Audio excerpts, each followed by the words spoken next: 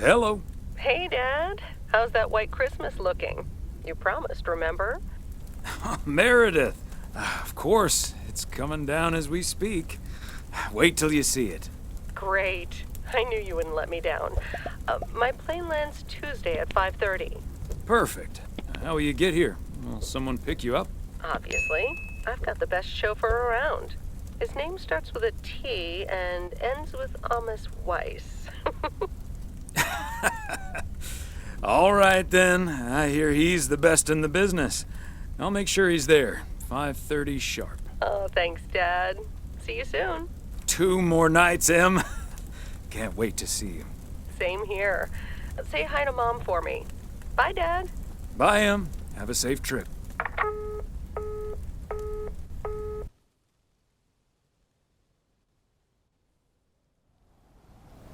Good morning, Thomas.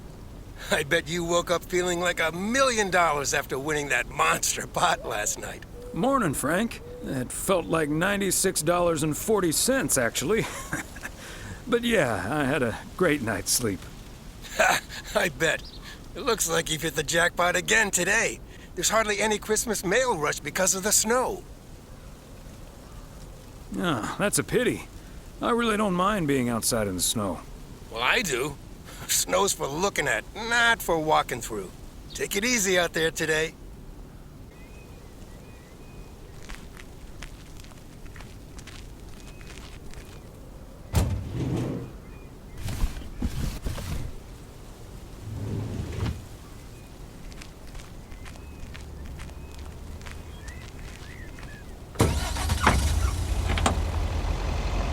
I guess I wasn't the only one that noticed all that white stuff lying around.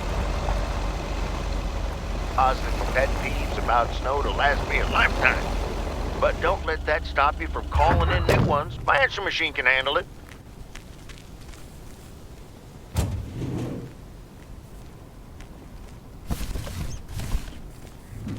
Christmas gift? Here's hoping.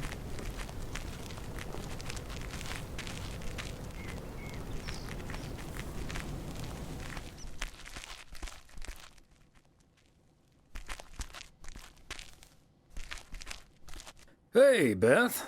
How are you on this fine day? Yes, hi. Business as usual. I'm just joking. The situation is not that dire. Really? So no Mildred rummaging for discounts today? Well, I'll tell you, she was actually in here just now.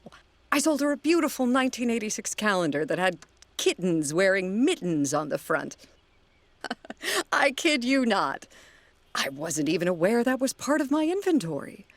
Besides Mildred, there's been an odd customer or two today, and would you believe, one of them was even looking for a full set of encyclopedias.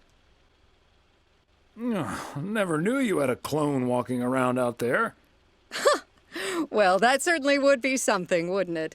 There wouldn't be enough books to discuss or wine to consume. By the way, did you know that the world's largest encyclopedia was created in 15th century China and comprised about 11,000 books?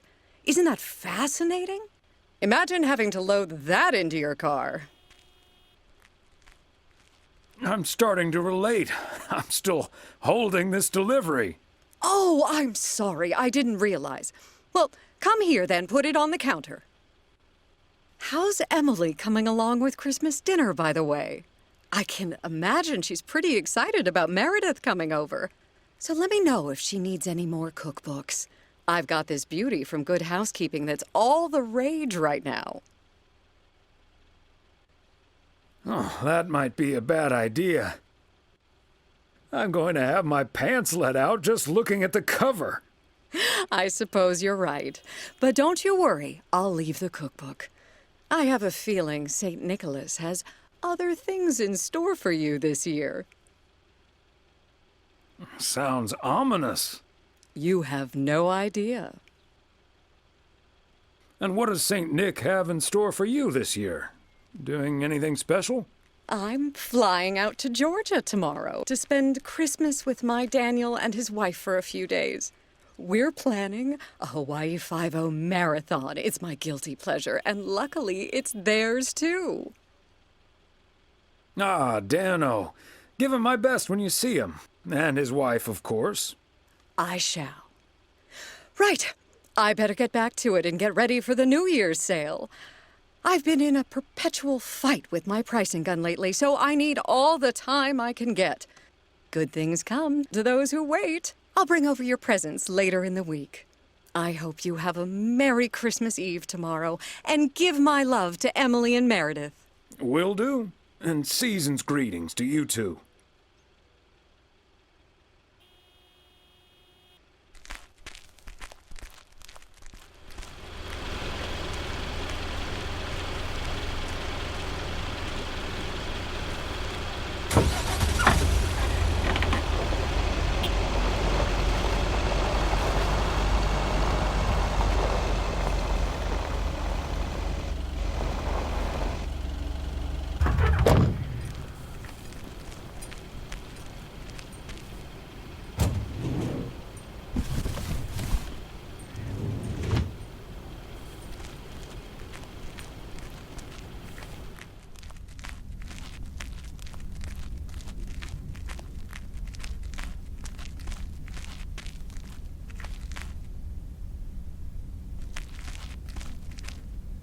Hello, Angie. Long time no see. One package for you today. Thanks, Thomas. How's Emily? She's very busy. The motel's chronically understaffed. Ah, yes. This must be busy season at the motel. I do like it when out-of-towners come to visit our little hamlet, especially when they like movies. Apparently most of the rooms have been fitted with VCRs now. Should be good for business. So, what do we have here? Oh, right. You okay there, Angie? It's just some things from LA. Toiletries, stuff like that. I, recently ended my relationship. Angie, I'm so sorry. It's fine. It was my decision, and it was the right decision. The long-distance thing just wasn't working out. Still, seeing your spare toothbrush, that shampoo bottle, a stick of deodorant, it just makes it so definite, you know? Like the LA chapter of my life is now finally completely closed. Sounds like you're dealing with it like a champ, though. How did your ex take it? My ex-girlfriend, you mean? Yeah, she's handling it okay. Other than the passive-aggressive shipping of toiletries, I guess. Oh, did you not know? To be honest, I did have an inkling. Wasn't sure, though. I mean, it's not exactly something I walk around advertising around here. This is probably the first time I've seen you blush. Breaking up right before Christmas Eve must be extra tough. Yeah, that does add to the melancholy. Timing isn't exactly my strong suit, I guess. Well, I'll leave you alone with your thoughts. And your spare toothbrush. Merry Christmas, Angie. Merry Christmas, Thomas. My toothbrush and I bid you adieu.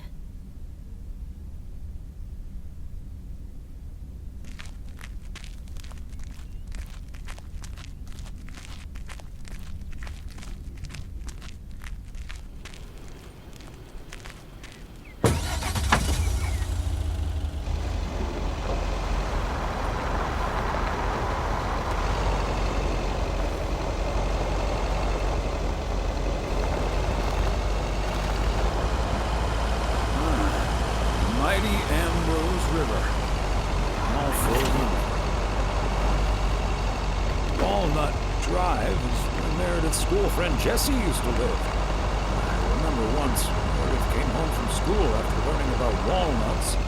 She asked us if they were named after the street.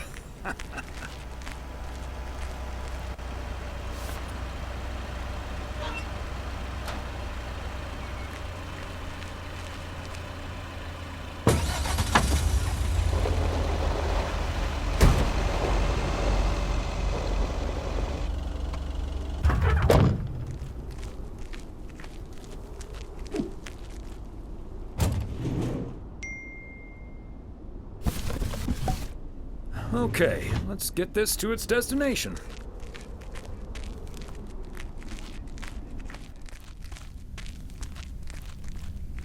Hi, Ben. Got a pretty hefty package here for you. Thanks, Thomas. I've been waiting for that one. Hi, Mr. W. Please, please, please tell me the mail truck needs a tune-up. Hey, Lori. I didn't know you'd already begun working here. Weren't you supposed to start in January? Yeah, she pestered me into allowing her to start a week early. Already put snow tires on half the town's vehicles. At this rate, I can retire before the end of next summer. But this truck's fine, Lori. I gave it a checkup for Frank less than 10 days ago. Ah, are you sure there's nothing I can improve on the old, what do you call this thing again? Come to think of it, maybe there is. The horn's been making this sad little sound lately. It could use a little more oomph. The horn, eh? I'm on it. That was easy peasy, lemon squeezy, Mr. W. Diaphragm had gotten a little dusty, but it's all better now. The mail truck is honking like a big old goose again. Thanks, Lori. Come to think of it, I will be calling your truck the Goose from here on out. Big, white, wobbly, and with a honking great horn. Honk honk! The Goose has a nice ring to it. Or a nice honk, anyway. Well, gotta be getting back to my rounds. Happy holidays, you guys. Thanks, Thomas. You too.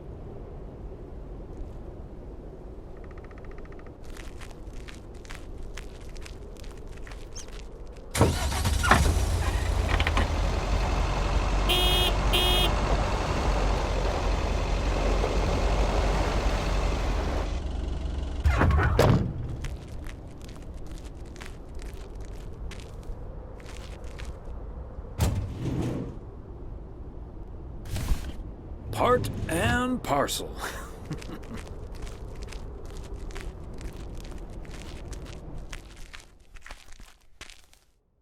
Hi there, Mr. Mailman.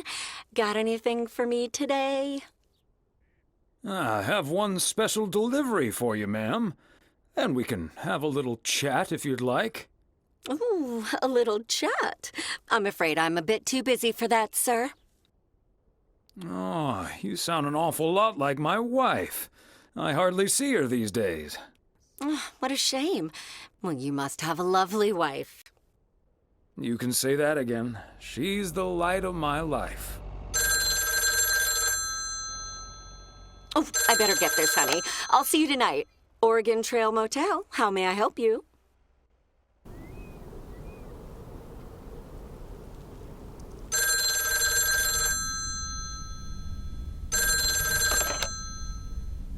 Hello? Hey, Dad. Meredith! Meredith! What's up? No bad news, I hope. Meredith? Dad, I'm so sorry, but I won't be able to make it tomorrow. What's wrong? What happened? Are you okay? I'm fine, Dad, don't worry, but I'm snowed under with work. It's at 86. It needs to be up and running at the start of the new year. I stumbled upon some errors today, and now we need to fix them this week. This sucks. Yep, it sure does. Is that Steve guy pressuring you again? No, it's not Steve's fault. We've all worked so hard this year. Can't squander it all in the last week, right? I hate to say it, but that sounds exactly like what you said last year. Have you told your mom yet? Yeah, I just called her at the motel. Oh, someone's calling. Must be your mom. Okay, well, that's my cue. Gotta get back to it. I'll call again soon, Dad. Love you. Hey, is that you? If by you mean Emily, then yes. If you mean M for Meredith, then no. I just got off the phone with my other M, so I was pretty sure it was you. Oh, Thomas, don't joke around as if nothing's wrong. What else can we do? It's just Christmas. Well, just deal with it, like we always do. Why don't we invite someone else? Unless you're happy with just Mildred coming over. That's a good idea. I'll think about it and maybe invite someone tomorrow. Okay, honey. As long as you don't invite Jack, you know, his jokes may even scare off the turkey. In any case, I'll call Beth and ask her again, too. And then I have to do a towel run, refill the vending machine, and vacuum the reception area. So it'll be a while before I'm done. I'll see you tonight, honey. Okay, Em. Drive home safe.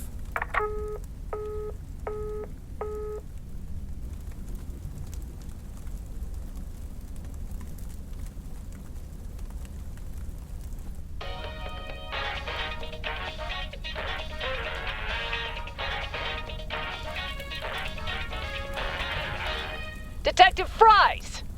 You've been assigned a new partner. Come on, Chief. You know I don't need nobody's help. He's from Germany. Hamburg, to be exact. A German? Oh, for Christ's sakes. Stop complaining, Fries, and go pick up that hamburger from the airport.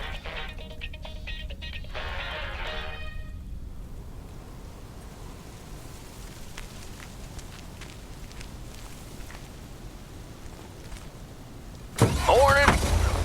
Time for a different take on the snowfall. PO positive or pet peeve? Take it away, Charles. Jack, I'd like to respond what Cheryl said about the snow yesterday. My mind must be on Christmas break already. I forgot the package.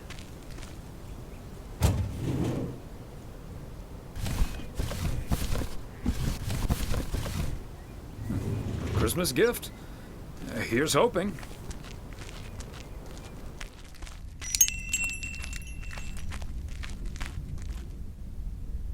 Greetings, Nancy. Hello, Thomas. That should be the last batch of Christmas pudding ingredients. Sounds good. Is it for you or for the store? For the store, of course. I'm not gonna change my cooking schedule just because of Christmas. Your cooking schedule? Mm-hmm. A set meal for every day of the week. Can I ask what your cooking schedule looks like? Sure. Monday's mac and cheese, chili on Tuesday, meatloaf Wednesday, cheeseburger Thursday, fish Fridays, Saturday steak and mash, and it's corn on the cob Sundays. A healthy and balanced variety of culinary goodness. Color me jealous. No need to be jealous. No one's gonna stop you from creating your own schedule. I'll ask Emily if she's up for it. Just so you know, you can now get 11 cans of chili beans for the price of 10. Nice. I'll be on my way now.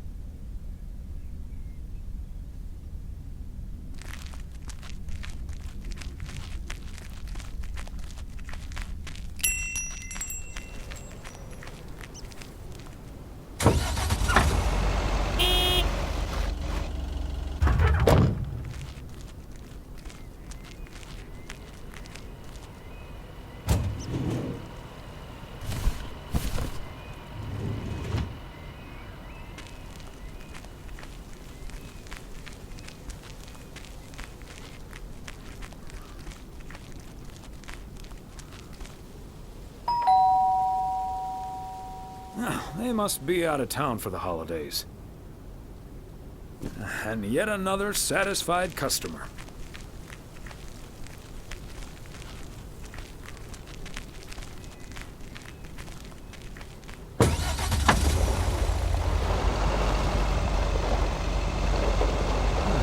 Is that much Christmas lighting really necessary?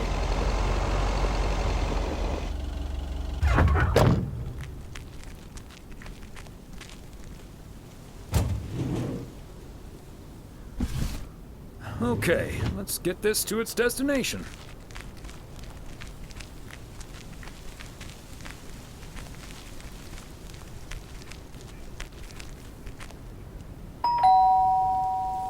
Oh, good day, Kay.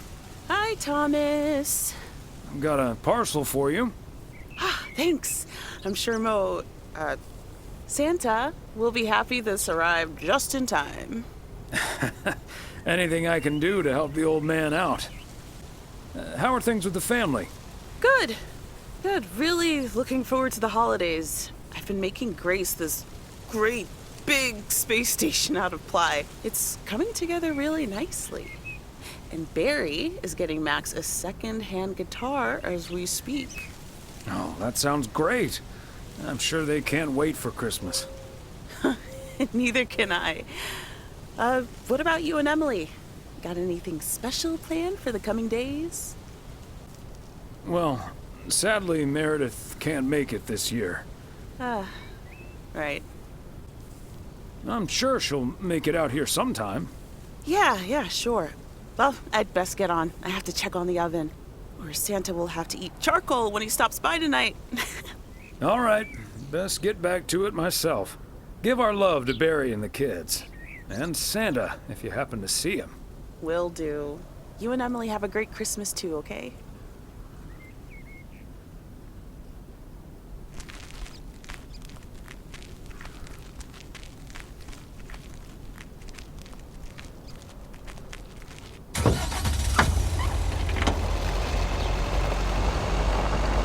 Bert's out of town for the holidays. He did ask me to keep an eye on his place.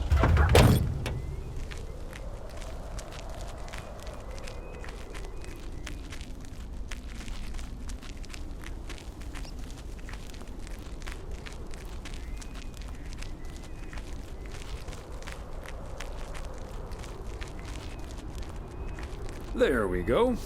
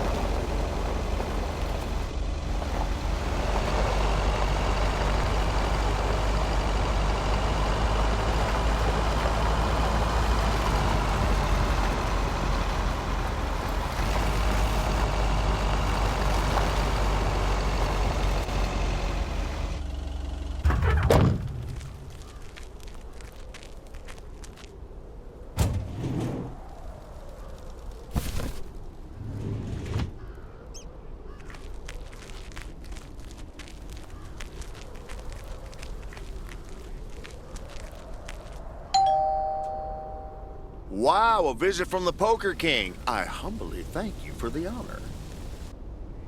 The pleasure is all mine, sir. And this package is yours. Ooh, boy, Frank came through once again. A package from Frank, huh? What's in it? You don't want to know, Thomas. You don't want to know. But what I will tell you, I'm kicking off the new year with a bang. I better put this somewhere dry. And then it's back to reading Doyle Brunson's Super System. You're in trouble this Sunday, sir. And what are you doing tomorrow night? I'm gonna visit my brother and his family in Idaho. Anyway, later, Thomas, and take care on those icy roads. Hey, Thomas, do you think it'll ever stop snowing? I'm glad it's the last day before Christmas break. Well, sorry, Frank. They're forecasting snow until at least the new year. But hey, about Christmas. Meredith bailed on us, which leaves us with a bit more food than we can handle. Maybe you'd like to volunteer and help us eat it tomorrow evening. Christmas dinner at the Weiss residence. That sounds great, Thomas, but I'm afraid I'm all tied up. The Knicks are playing the Celtics. I think the Celtics will go all the way this year, but I wouldn't count out an upset at the Garden. I wouldn't either. Let's go Knicks. I'm gonna have to sleep on it, but you know I can't pass up a juicy bet. Hey, Thomas, before you go home, I need a favor. Can you help me with that guy over there? He said he's looking for a job, but I really gotta run now. Try to find out what he's made of, okay? Good luck.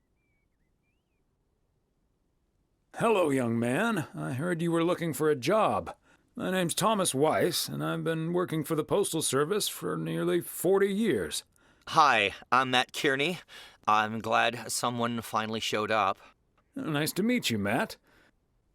Could you tell me a little bit about yourself?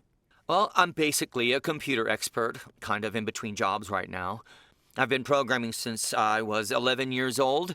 I'm looking to start my own software company. Ah, that's great. So you want to save up some money to start your own enterprise one day? Bingo. I'm already working on it at home, and whenever I have time in my schedule. Aren't you afraid that might interfere with your day job? I have the focus, determination, and willpower of a professional athlete. Okay. I have a few more questions. Would you mind working overtime every now and then? During the busy Christmas period, for instance?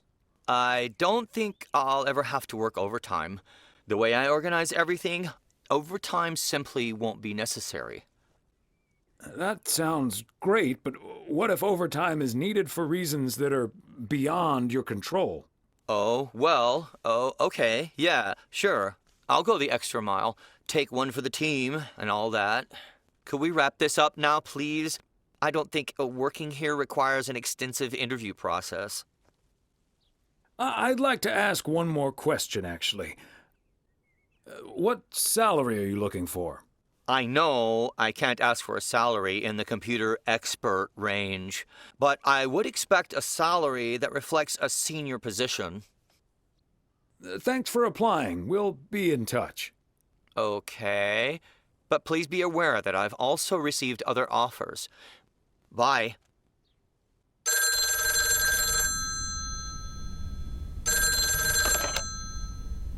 Yep, hello. Hey, honey, it's me. Finally found time to call. Having such a busy day. Did you invite anyone else over for tomorrow? Yes, I did, but no takers. So it's just you, me, and Mildred. Or is Beth coming as well? Yeah, Beth is coming. So happy I could finally change her mind. Nice work. She's great company. As opposed to Mildred? No, this is not funny. Mildred is a sweetheart. And you better wear the Christmas sweater she knitted for you last year. I love Christmas sweaters, so don't worry about it. Great. So I won't be the only one looking stupid. Oh, by the way, I've got great news. We finally found someone to take some shifts off my hands. That's fantastic. No more 60-hour work weeks. I also had a job interview today. I wasn't at the interview, but I was introduced to him after he was hired. Did he wear glasses? Yes, he did. Did he have curly hair? Yeah. Are we playing Guess Who? His name is Matt Kearney. He said he's going to completely overhaul our computer system. That's the guy I interviewed this afternoon. Really? Did you like him? Can't say that I did, to be honest. That's a shame. But it doesn't matter. He'll be taking the load off my shoulders. And I won't be working alongside him anyway. You'll probably see him more often than I will. And there I was thinking I dodged a bullet. We'll see how it all pans out. Oh, gotta go now. Bye, hun.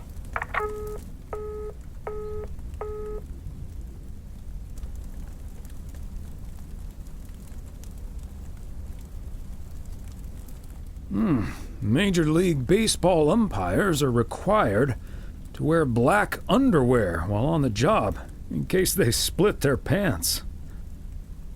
Golf is the only sport to have been played on the moon. On February 6th, 1971, Alan Shepard hit a golf ball on the moon. Because of the low gravity, it may have traveled more than a mile.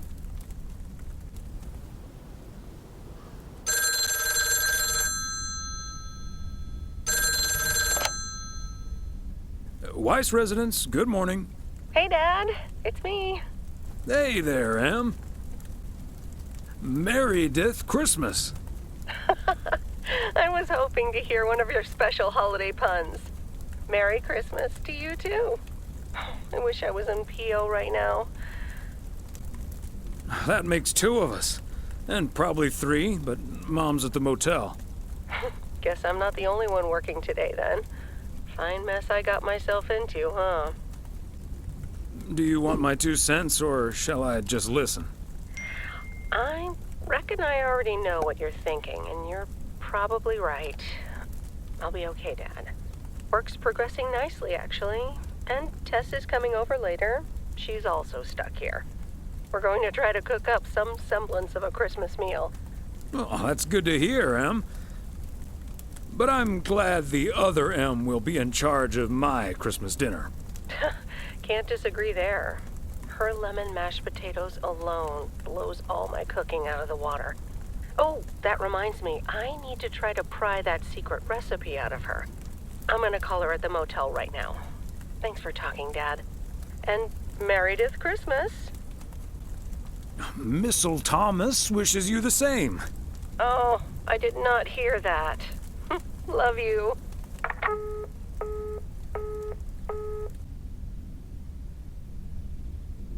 Oh, Mildred, you shouldn't have. We already have the most beautiful pair of Christmas sweaters in the world. And now we have 2 sweaters each.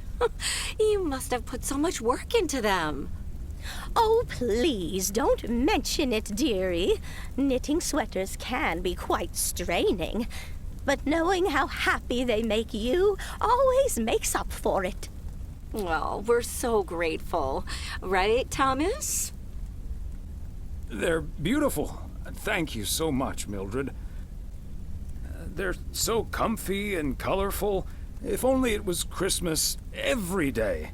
Oh, Thomas, that makes me so happy to hear. I can't wait to start working on next year's designs. I've also made sweaters for Frank and Jack and Robert and Bert, but they all said that wool gives them an allergic reaction. Isn't that a coincidence? Beth, I hope you aren't allergic to wool. You're not going to believe the coincidence, Mildred, but yes, I actually am. And it's such a shame. If only I, too, could celebrate Christmas wearing one of those beautiful sweaters. Anyway, Emily, would you be a darling and pass me the peas, please? Peas? I don't... Oh, you mean the string beans. I suppose peas would have gone lovely with the meal as well, now that you mention it. Right, Thomas? I suppose. Oh, yes, of course. I meant the string beans. Of course, silly me. But let me get on with it. It's time for my presents now. And you may have already guessed that they're books. Mildred, why don't you open yours first? Well, I'm not really one for presents, but I appreciate the gesture. Let's see now. The Cat's Pajamas. I've never heard of it, but it has a nice title, I suppose. It's an encyclopedia about cats. A whiskerpedia, if you will. Someone drew my attention to it, and I immediately thought of you. Oh, well, isn't that lovely? Such a heartfelt gift. Isn't it, Thomas? Maybe you can start knitting your cats some pajamas now. Well, they do like balls of yarn. Thank you, Beth. It was my pleasure, Mildred. And now for Emily's gift. Oh, why, thank you, Beth. I do always appreciate your taste in books, so I'm looking forward to The Countess and the Carpenter. Would you look at that? Is this a romance novel? I've never really read one of those. Right in one guess, Emily. I hear the writer Summers here, so this book is locally sourced, so to speak. And, dare I say it, the prose is quite compelling in the romance department, if you catch my drift. I think I do. Beth, you are something else. Thank you. This will certainly get a nice spot on our bookcase. Good to know the romance department is in our bookcase now, so I'll know where to find it. Well, I'm looking forward to reading it already. Thank you so much, dear Beth. You're welcome, Emily. I'm sure you'll love it. Okay, Thomas, it's your turn now. Let's see. Crazy sports facts, too. Even more crazy sports facts. Whew, boy, I love this stuff. I'm actually reading part 1 at the moment, so I can tuck into this straight after. Thanks, Beth. You're welcome, Thomas. And you're right, there's some fascinating tidbits in part 1 as well. Even if one no longer actively plays sports, it's at least fun to read about it, right? Hey now, kids playing basketball still regret it when they challenge the mailman for a game of horse. Well, there's no shame in admitting that you're not getting any younger, Thomas. In fact, none of us are exactly spring chickens anymore. Things like your arthritis can't magically be wished away by positive thinking. Who's up for some blueberry pie? Speaking of blueberries, my bridge partner, Edna's niece, discovered this mole last week. Hold that thought, Mildred. I really need to take this. Hello? Hi there. Could you put me through to Meredith Weiss, please? Excuse me. Who is this? Oh, it's Steve. Steve Mitchell from work. Is Meredith there? Do you understand that people are celebrating Christmas right now? Wait, what? Christmas? Oh my gosh. I'm sorry to bother you. Is it Christmas already? Gosh, I totally missed that. I've been pulling a couple of all-nighters. I'm gonna splash some water on my face. Sorry again, Mr. Weiss. Enjoy your evening. Bye. Merry Christmas. Everything okay, honey? That silly boss from Meredith's work called for some reason or other. Never mind. Beth, you were saying? I wasn't actually, but I was looking for a way to say this, and now's as good a time as any, I suppose. My dear friends, I am leaving Providence Oaks. What? You're what? What's that, dear? Are you serious? Well, before we move on to the sad part, let me first tell you the good part. Ladies and gentlemen, I am going to be a grandmother. Oh, Beth, that is amazing. Well, I'll be. Whose mother? I mean, congratulations. Yes, my son Daniel and his wife are expecting. Isn't that wonderful? But, and here's the proverbial kicker, you may remember that they moved to Savannah, Georgia a few years ago. So if you put 2 and 2 together... You're moving away to be with them. That's great, Beth. I'm so happy for you. That is marvelous, Beth. Congratulations. I wish you and your family all the happiness in the world. But I'll miss you something terrible. We all will. But we have to toast to the good news. Thomas, go pour us some brandy and I'll get the pie. Oh, Thomas, would you have any antacid?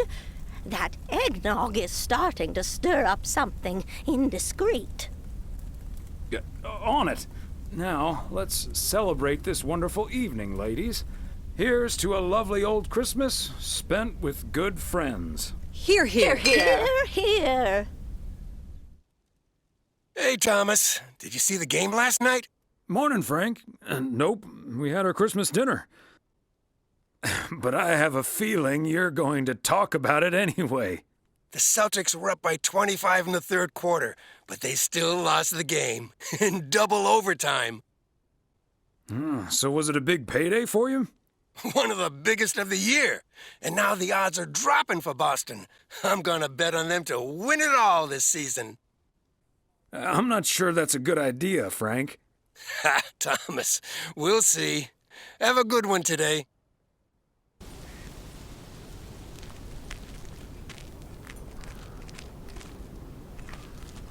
Season's greeting, P.O. It's Christmas, and I don't turtle doves or partridges and pear trees. But I do have P.O. positive or pet peeve. Season's greetings to you too, Jack. It's, Angela here. I watched the movie Gremlins the other day.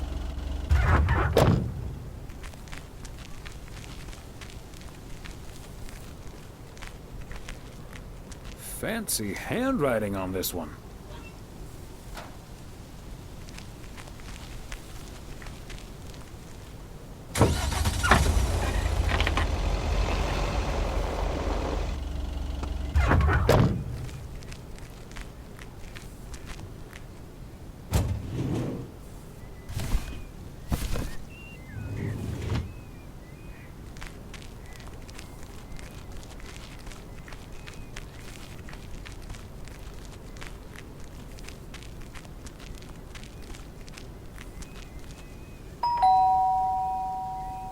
The Kovacs family always heads to Arizona in the wintertime. And who can blame them? Neither snow nor rain, nor heat nor gloom of night.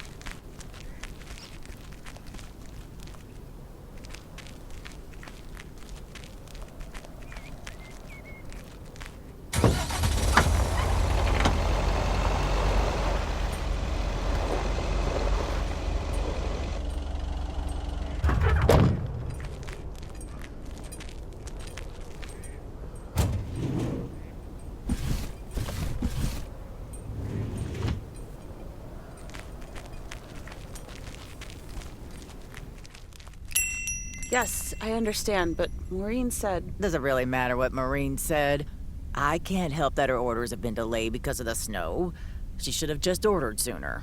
It's not like New Year's Eve appeared on the calendar out of nowhere. That's true, but it was only 2 weeks ago that she decided to throw a celebration at the diner. And once we're sure we can host a proper party for everyone, you are also invited. That sounds an awful lot like blackmail to me. Please come to my party, Nancy. But first, hand over a football team supply of cheesy dip, quiche, and sloppy joes. I'm sure she didn't mean it that way, and I'm sure you're more than welcome either way. But I have to run now. Bye, Nancy, and hi-bye, Thomas. Bye, Kay. Maureen Hennessy strikes again. P.O. would be a boring place without her. Boring? Drama-free might be the word you're looking for. One thing's for sure, she does not know how to run a business. Always bites off more than she could chew. And now I'm supposed to come to the rescue? Isn't this a great opportunity to generate some extra revenue? With the ridiculous discount she's demanding, it's mostly nothing but a great opportunity for a lot of extra work. Anyway, is that parcel for me? You can just put it on the counter. Sure thing, Nancy. Have a great day.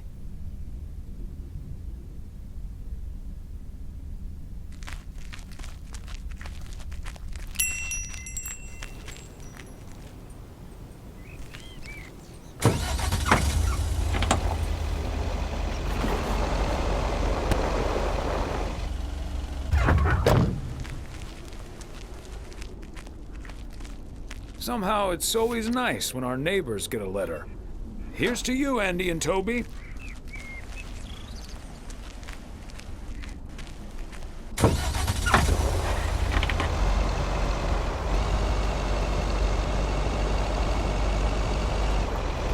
Okay, Thomas, just keep the wheel steady and trust the snow chains on the tires.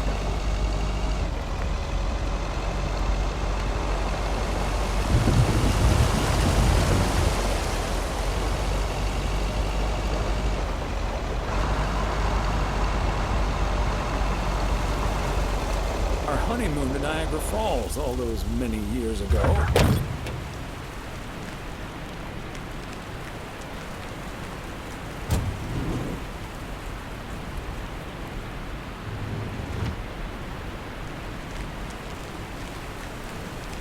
Ah, the parcel, Thomas. Don't forget the parcel.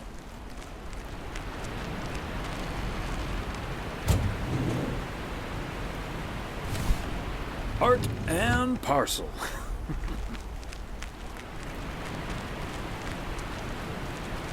Hey there.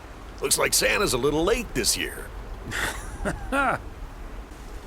That's what you get for not being a good boy, Robert Harris. Up and put off your hands. That must be the fire pit I ordered. Now I can finally go ice fishing without freezing at the same time. Ice fishing? And here I thought there'd be no more fishing until spring. Don't knock it till you've tried it, Thomas. Bert's out of town, so I could use someone else to talk to. Not that Bert talks that much. How about it? Tomorrow evening? Sure, let's do it. But you better make fire pit is working. Perfect. I'll bring all the gear, but feel free to bring some booze. Hey, did you have a nice Christmas, by the way? I've had better. My daughter couldn't make it. Sorry to hear that. Anyways, I won't hold you up any longer. I need to assemble this baby. See you tomorrow, Thomas. I'll come pick you up.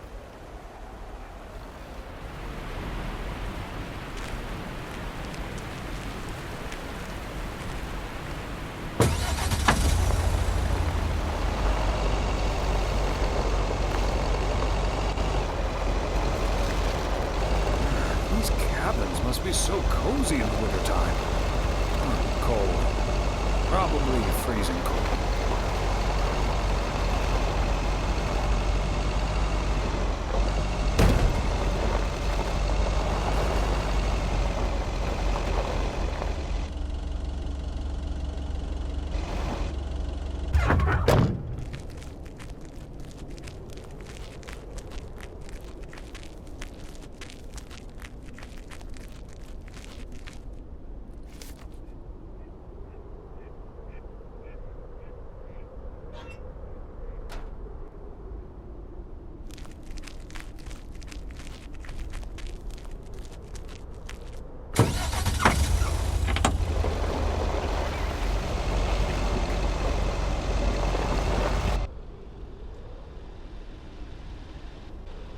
Whoa, looks like you're having some car trouble. Yeah, just a second, my good man. Gabriel, can you figure out what's wrong with this blasted vehicle? Give me some good news here. I mean, I'm not really a car mechanic, Mr. Price. But I know the smoke isn't a good sign. No duh, Einstein. Say, hey, Mr. Mailman, what's your story? Name's Thomas Weiss, and yes, I do deliver the mail. Okay, then you're Thomas Weiss, mailman. And I'm Connor Price, annoyed man. Gabe, if you don't know what you're doing, then why on God's green earth are you fiddling around with that engine? Just thought I'd pop up in the hood, Mr. Price. What with the smoke and all? It needs to vent. Needs to vent, huh? Never have I felt more like a busted car engine. God! I'm dying in this podunk country-ass town. Bunch of freaking yokels. So, hey there. I see you've already had the privilege of the full Connor Price experience. I guess that car engine isn't the only thing that needs to blow off steam. Yeah, Connor can be a bit much. Anyway, I'm Ilsa Richter, local TV segment producer turned car problem solver. And that sporting young man over there is Gabriel Serrano, local TV sound guy turned amateur mechanic. Emphasis on amateur. Hey, I never claimed to know anything about cars. Just because I used to be a studio tech, Mr. Price put me on engine duty. Anyway, nice to meet you, sir. Nice to meet you. I'm Thomas Weiss. And as the local mail carrier, I know just the guy to fix your car problem. If you mean young car service, I'm way ahead of you, Mr. Weiss.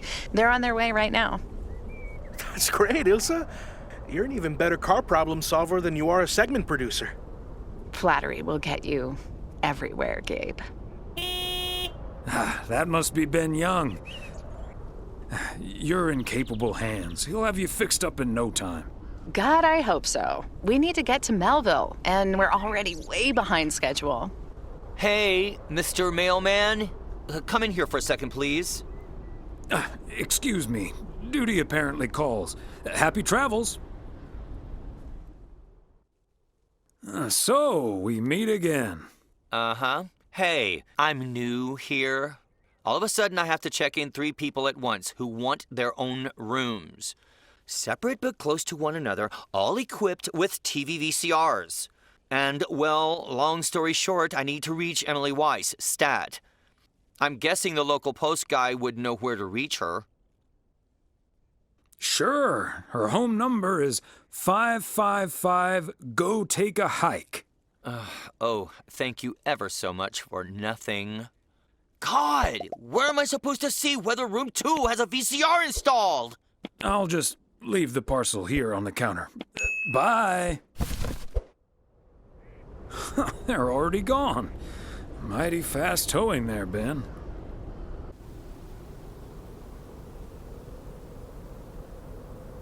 Hey, if it isn't Connor Price. Oh, that's him, huh? He's taller than he looks on TV. Let's hope he's in a better mood now. He was really quite rude to me earlier. Wow, sounds like a real jerk. Mr. Price, aren't you supposed to be in Melville? Well, hey there. Good to see you, man. Yeah, change of plans, I'm afraid. Oh, hi, ma'am. I don't think we've met. Connor Price, KNW6. Welcome to the Oregon Trail Motel, sir. Better get to work, honey. I'll see you tonight. Okay, what's up with her? Christmas hangover? You'll have to forgive my wife. She can be a bit protective of me. Protective of you? Oh, I see. You told her about our little kerfuffle earlier. Listen, I'm man enough to admit that it wasn't my finest hour. I'm usually a lot more easygoing. In fact, the Willamette Week once called me one of the most likable faces in local broadcasting. That's quite all right. Water under the Bear Creek Bridge, as far as I'm concerned. Well, when my car isn't breaking down during a tight shooting schedule, I'm a pretty swell guy. Believe me, that's the price guarantee. So, has Ben Young managed to fix your van yet? No, that's the change of plans I was referring to. Turns out we need some parts that the garage doesn't have in stock, so Young's having them shipped over ASAP. But in the meantime, we've decided to stay right here in lovely, picturesque, whatchamacallit, USA. It's Providence Oaks, P.O. for short. Yeah, well, to be honest, all these little villages look pretty much the same to me anyway. See, we're supposed to be shooting some remotes on local end-of-year festivities and such. A grand kickoff to our special series on small-town American life. And it doesn't really make much of a difference if we start here or in freaking Melville. Except, of course, that Providence Oaks is way nicer than frickin' Melville. I was gonna say, this town has warmth. I like warmth. And so do our viewers, I'm betting. So get ready for your town to be featured in part 1 of The Oregon Trail. Title pending. Might be a little too on the nose. That is the same name as this motel. So I guess it isn't particularly original. My wife works here as a receptionist, but she's not the one who named it. See, this is what I'm talking about. Real conversations with real Americans, right? But as fun as this is, I should be turning in. The three of us each got our own quaint little room. Mine's non-smoking, unfortunately. Still beats Gabriel's. His doesn't even have a TV. Can you believe it? Yes, I think I can. Anyway, great banter. See you around, my main mailman. Bye.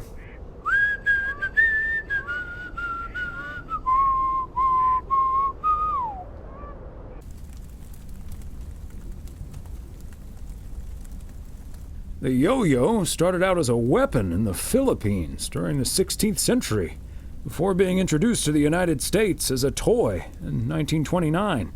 It weighed 4 pounds and had a 20-foot cord. Australian rower Bobby Pierce won the 1928 Olympic Games against 8 other competitors, even though he stopped during the race to let ducks pass in front of him.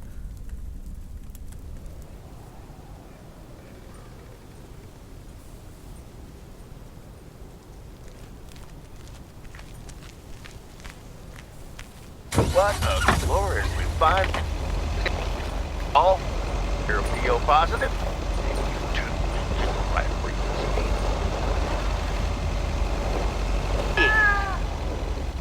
One from Mildred Meow James.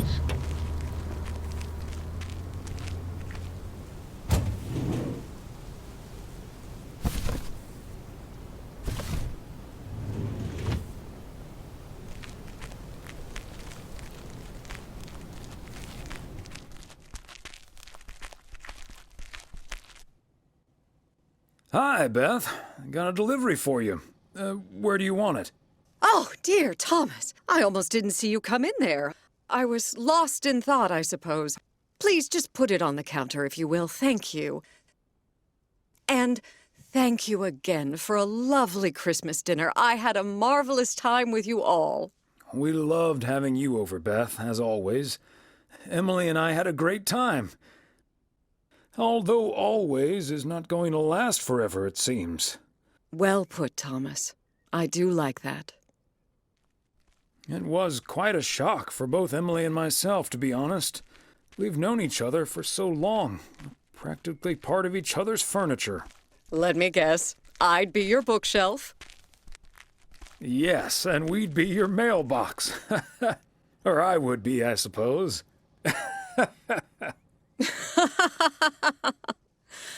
Oh, but I will miss you two. As Helen Keller once wrote, so long as the memory of certain beloved friends lives in my heart, I shall say that life is good. We'll miss you too, Beth. So, haven't you ever thought of moving closer to Meredith over all these years? She is living quite a ways away, right? Thought about it? Yes. Your news has put things into perspective, I suppose. But leaving here would sure be a big step. Maybe too big, I don't know. Who knows? Maybe Meredith will even make it out here one day. And there's always the phone, of course. And don't forget the postal service. Quite right you are.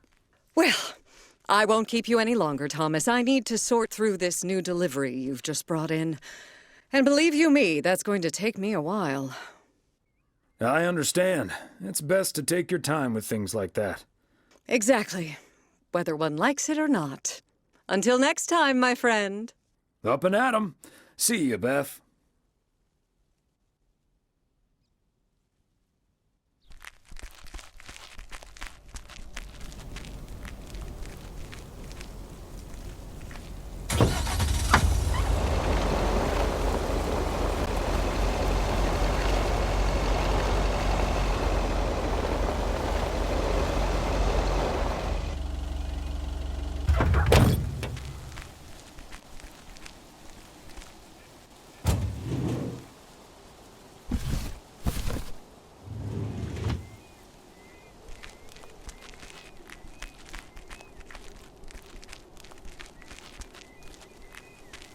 Ah, look who's here.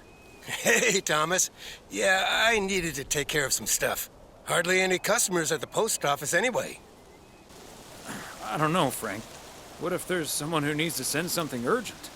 If it's really urgent, I'll drive it over to the distribution center myself. They know they can count on me. Can't say that you're wrong there, Frank. That big sucker you're carrying is for me, huh? Right on time. It's all coming together. Hey, Thomas, you can keep a little secret, right? Of course, Frank. Great. It's not a big deal in any case. A buddy of mine was able to get his hands on some premium quality fireworks. I'm selling them with a nice profit. And anything I can't sell, well, let's just say you want to be outside Moe's Diner when the clock strikes 12 on New Year's Eve. Frank, that sounds illegal and dangerous. In other words, classic Frank Coleman, just how I like it. Haha, Thomas, wouldn't life be boring without a walk on the wild side every now and then? But do you have any experience with setting off fireworks? Who needs experience? Just light the fuse and get out of Dodge. I better finish up, Thomas. Can't keep the customers waiting forever. All right, Frank. See you at the office.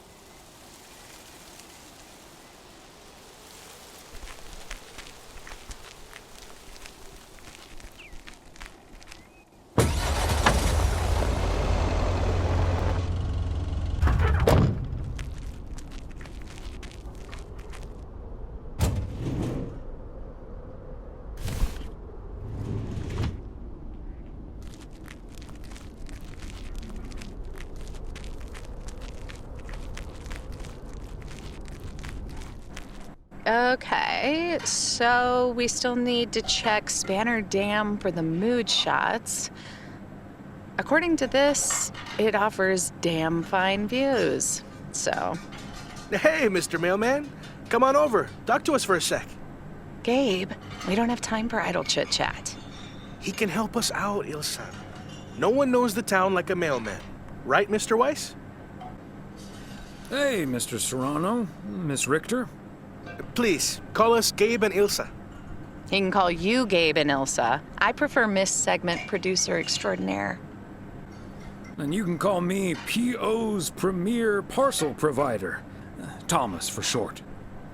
Anyway, we're scouting out this beautiful town of yours for our report on small town America. It's great, but we could use the inside track. So, any secret spots we're bound to miss, but shouldn't? Well, the watchtower up at Eagle Peak. You can take in the view among the treetops. But make sure you watch out for those creaky steps. Oh, hey, Maureen. Now, here's your coffee, folks. Sorry for the delay. Faucet's been acting up again, which should have been fixed yesterday. Oh, you want me to check on it, Miss Hennessy? Oh, now look at you. My knight in woolen armor. Would you, dear? I can take a look. Well, isn't that nice of you? Back of the kitchen, honey. Ashley, someone who does know what he's doing is coming in. Show him where the busted faucet is. And stay out of his way. Ashley's a sweetheart, but when it comes to fixing things, that boy is all thumbs. See, this is what the segment should be. Interacting with the townsfolk, helping out. I love it. Oh, such a nice fellow. Yeah, you're in good hands, Maureen. Gabriel may look and act like a naive little pup, but he can fix anything. Well, except for our van. But other than that... Oh, is that a fact? Well, in that case, I can think of a few more things he could fix around here, if you catch my drift. Classic Maureen. Let me just go check him out. Check on him, I mean. So, anyway. So? Wait. You had the Connor Price experience the other day. Have you recovered yet? I actually encountered him outside the motel yesterday evening. We had a nice chat about your new plans. Really? Oh, did he greet you with, "Good to see you, man"? Indeed. He was quite enthusiastic. That's his go-to when he's forgotten your name. It's "Good to see you, man" for guys and "Hey, lady" for gals. Really? Wouldn't worry about it, though. He called me Lisa for the better part of a year. Connor's a lot. But I guess after this week, I can update my resume with not just segment producer and car problem solver, but also Connor Price wrangler. You know, you remind me of my daughter. Smart, tough, a little too hardworking. Oh? And does her cynical demeanor mask her deeply felt insecurities and profound loneliness, too? Kidding. Or am I? I'm not as tough as I look. Sometimes that whole Connor Price experience can get to me. At least Gabe's a welcome antidote, that big old puppy dog. He's as uncomplicated as Connor is complicated. Well now, sounds like someone is getting a little warm under the collar for our Gabriel. Just between you and me, honey, I have a hunch that feeling is more than mutual. Maureen, is the faucet fixed yet? All I know is, I just spent 5 minutes with our knight in the kitchen, and during that time, he mentioned Ilsa about 12 times. Really? Well, Faucet's all better now, Mo. And we should be hitting the road right about now. Right. Thanks, Maureen. Nice talking to you, Thomas. Bye now, folks. Be sure to check in again soon, you hear? Huh, these TV folks sure know how to liven things up, don't they? Indeed, Maureen. You haven't even met the main event, Connor Price. Oh, that reminds me. You know about my little New Year's Eve shindig, right? I'm counting on you and Emily. We'll party like it's 1986. Because it will be. Of course we'll be there. Wouldn't miss it for the world. Best get back to it. See you, Mo. Bye now.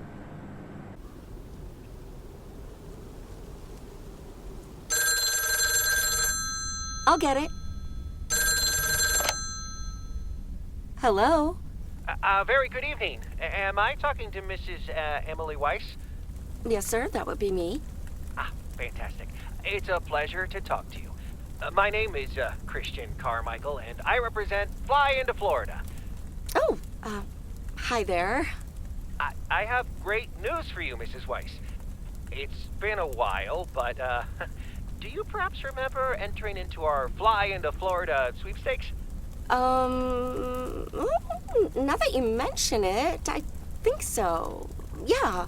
Was that the one on the back of the juice carton? That's the one. And I am more than happy to tell you that you are the winner of the grand prize.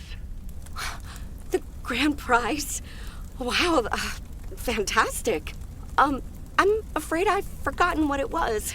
Could you refresh my memory a little bit? No problem, Mrs. Weiss. You have won a 2-week trip to Florida for 2. Wow, Florida? Really? I won?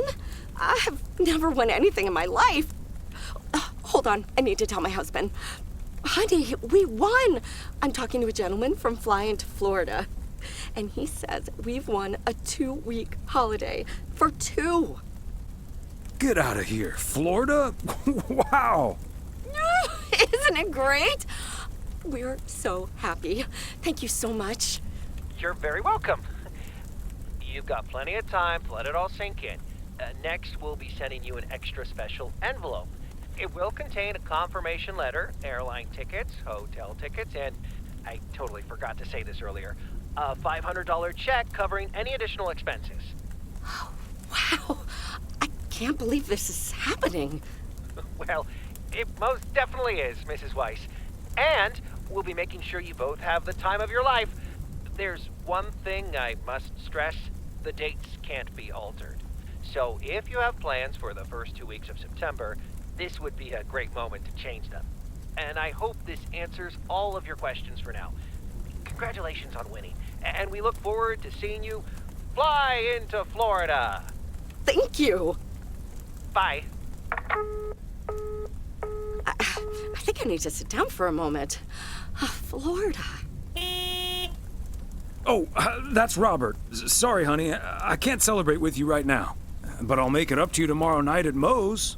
I will hold you to that. Have fun on the ice, hon. And when you start to freeze out there, just think of sunny Florida.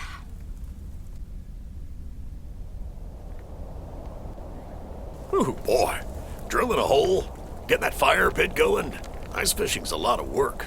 And it's cold, but we're fishing all right. Great stuff, Robert. Thanks for taking me along. No problem, Thomas. Wouldn't have enjoyed it half as much by myself. Man, it's nice out here. This setting could use a guitar. Yeah, guitar tunes would sound nice right now. It'd be a shame to disturb the peace now, though. Hey, what was Emily going on about when I picked you up? You guys are going to Florida? Yeah. Apparently, we won a 2-week trip. Wow, congrats. Not that Florida's my cup of tea, if I'm honest. Someplace else you'd rather go? I'm perfectly fine staying right here. PO is great, but is it also a good place to meet someone? I know what you're hitting at. The answer's no, of course. But maybe this is what I need right now. I don't know, Robert. Haven't you been by yourself long enough now? Wouldn't it be ideal if Mrs. Wright dropped by my house one day? Certainly. And also quite improbable. But you never know. Let's drink to that. Would be a shame if Emily filled that flask of yours for nothing. Ha! Finally, a sensible remark. Cheers. Now let's catch a fish and get the hell out of here.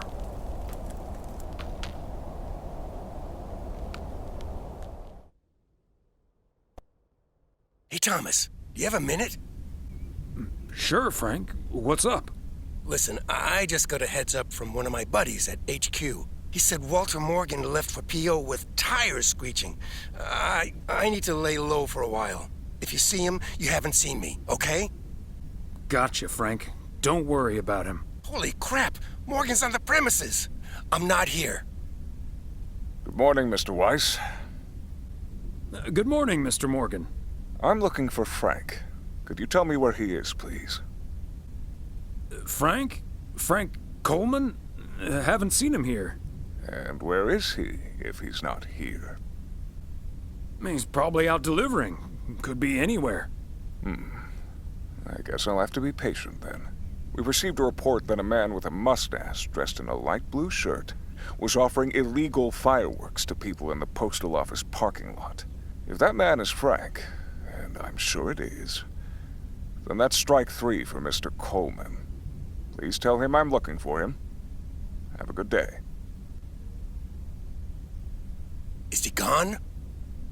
Yes, Frank. Holy crap, that was a close call. Thanks so much, Thomas. I guess Frank Coleman's going into hiding for a while. That sounds like a good idea, Frank. See you Sunday evening. I guess we'll have to play poker with the curtains closed.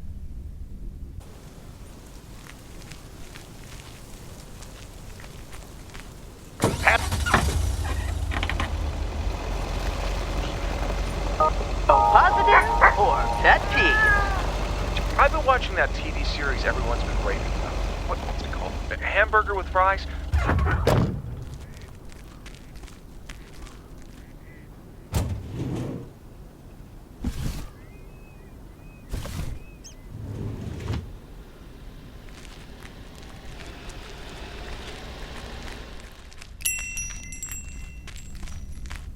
Ah, there you are.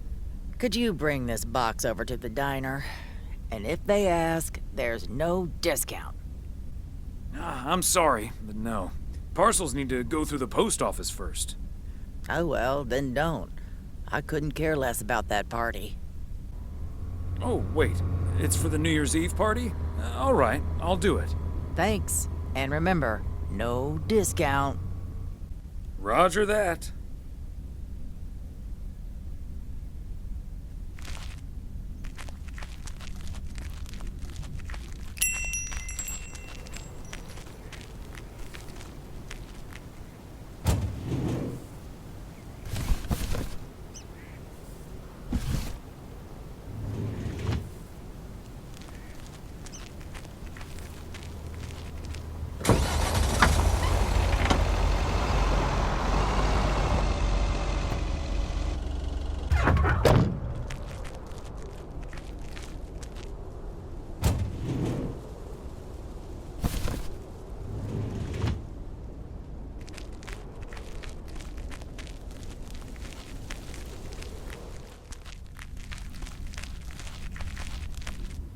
Yet another heavy package for you, Ben. Let me take that off your hands, Thomas. You know I feel guilty enough as it is. Having you lug around those car parts week in and week out. That's the job, Ben. Neither snow nor rain nor heavy packages Stay these couriers from the swift completion of their appointed rounds. I'm serious, though. If you don't mind me saying, you're getting up there. Ever think of hanging up the old coat and bag? Not until recently, but recently? Yeah. Good for you. Think about it some more would be my advice. Son of a gun. It's the engine parts for the news van. Didn't expect them to come in so soon. No, that's great. Now they'll be able to roam around PO for their report. Yep. With any luck, that thing will be up and running before the end of the day. Hey, don't rush it, Ben. Remember, you're getting up there yourself. Yeah. Now get going, you old timer.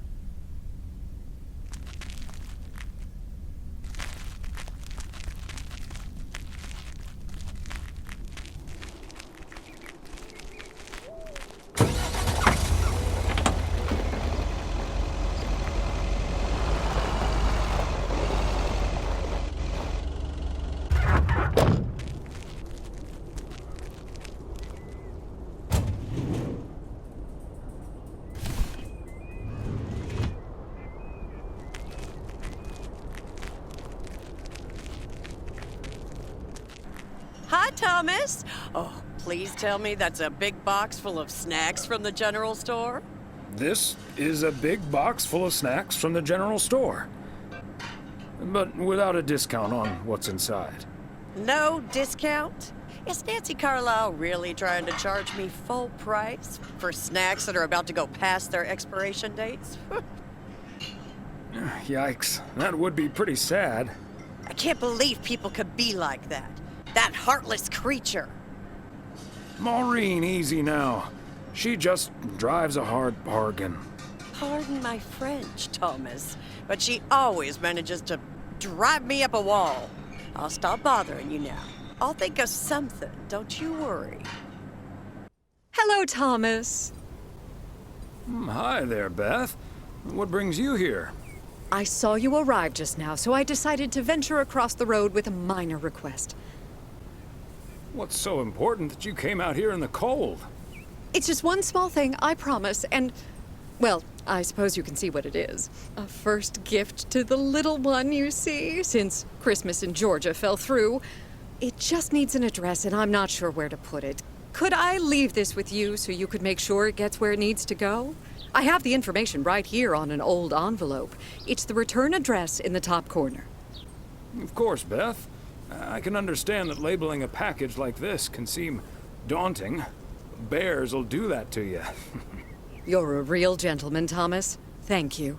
I have a stack of returned holiday gifts that need sorting before I close. I've handled many a strange parcel in my day. Not to worry. I'll take care of it. Thank you, Thomas. Truly. I'll get the postage to you later, I promise. Oh, and please tell Emily I have a great idea for this Sunday's girls' night. It's a surprise. Bye now. Sure. Enjoy the rest of your day.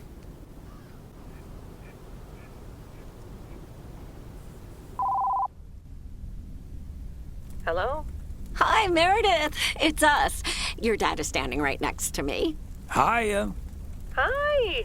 Shouldn't you two be at Moe's right now? Yeah, we're about to jump in the car, but we wanted to share some exciting news with you. Oh, first things first, though. How was your Christmas? Well, I worked. And Tess and I made a Christmas meal you probably won't ever find in a cookbook.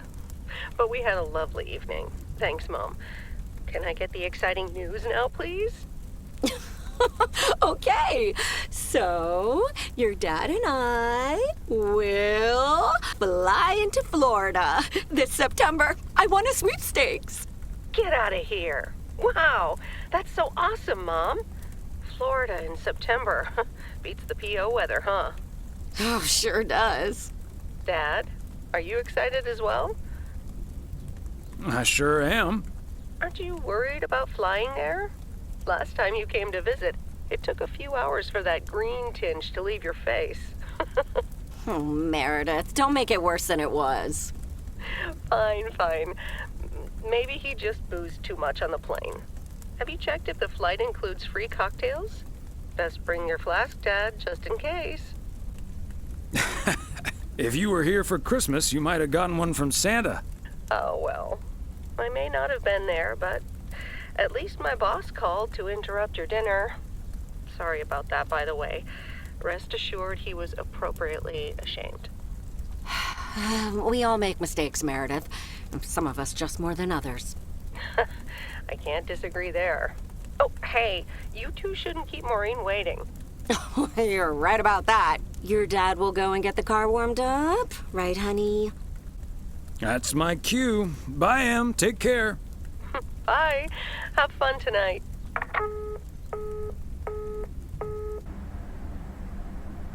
Thanks for getting the car all toasty for us, honey. You're very welcome, dear. It's my pleasure. We've been doing this for decades now, and I've never stopped looking forward to spending my Saturday evening here with you. I feel the same way, Em. I'm a lucky man to have you. Good evening, you two beautiful people. Ready to order? Or should I just write down pancakes for lovely Emily and a T-bone steak for Big Thomas here?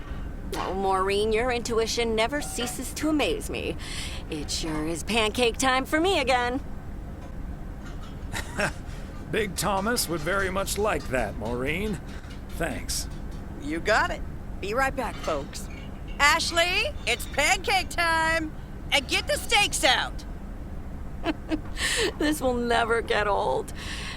But Beth making surprise plans and this Florida trip landing in our lap got me thinking a little bit.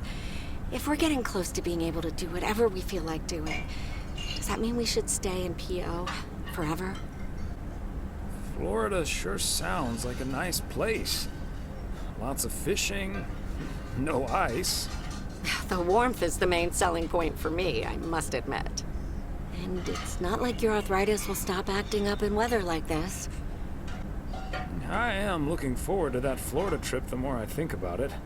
It's a perfect opportunity to test the waters. Oh, wasn't it nice the way Meredith reacted to the news? Although I'm sure she's a little envious. Yeah. When's the last time she had a few days off and left the big smoke? Okay, folks, while Ashley's busy in the kitchen, it's time to fill Mo in on a few details. And little birdie told me you two were off somewhere fancy. Maureen, I was planning on telling you and the girls all about it tomorrow evening. But I'm sure you've also heard it's Florida in September. Florida in September. Oh, imagine that. Oh, I'm so happy for you two. Thanks, Maureen. Have you ever been to Florida? Are you offering your ticket to me? Oh, Thomas, that's so nice of you. Nice try, Maureen. Nice try. But the only one sitting next to me on that plane is my man. Are you totally sure about that, though? I heard that a certain Walter Morgan will probably not be very lenient with holiday requests from the postal office employees. Haha, Morgan. His bark is always worse than his bite. If Walter Morgan gets in the way of that, I'll get in his way. I don't think I'm supposed to actually run a bar, but sure, all right. Oh, that means dinner's almost ready. Be right back, folks. See, things like this, they bother me sometimes. Maureen's a sweetheart, but it's almost impossible to have a private life here. That sure is true. Would be nice to walk around somewhere without everyone calling you mailman. That's a good thing about working at the motel. Most of the people I'll never see again. Oh, Maureen's heading this way again. Let's just enjoy our lovely dinner together, shall we? We shall.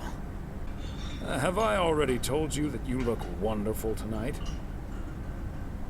Look alive, folks. 2 plates of the good stuff.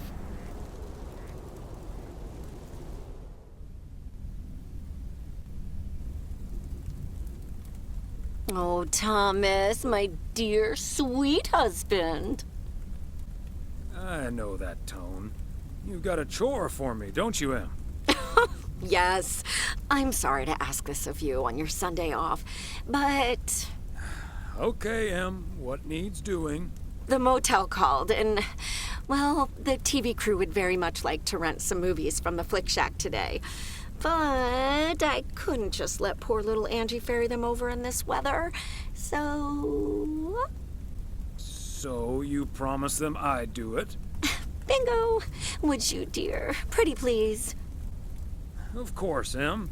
You've been so busy lately. It'll be my pleasure. Oh, thank you so much, darling. Tell you what, I'll make some extra tasty snacks for your poker night tonight. How's that? It's a deal. Thomas Weiss says I live and breathe. What in tarnation are you doing out and about in the mail truck on a Sunday? What? Coming over to see my favorite video store clerk isn't reason enough? No, but seriously, you've come to pick up some movies for the KNW6 crew, right? You're uncannily good at guessing. Your wife called ahead. Happy to do it for Emily. And for you.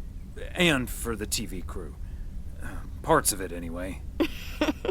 But first things first. So, what's the hot gossip on these out-of-towners? Well, Connor Price is the star of the show, of course. Self-absorbed to a fault. That's the Price guarantee. Really? He seems nice enough on TV. Never meet your heroes, I guess. Or talk to people who have. What about the rest? There's Gabriel Serrano. He's the sound guy. Maureen seems to think he has a crush on Ilsa Richter. Yeah, that may well be mutual.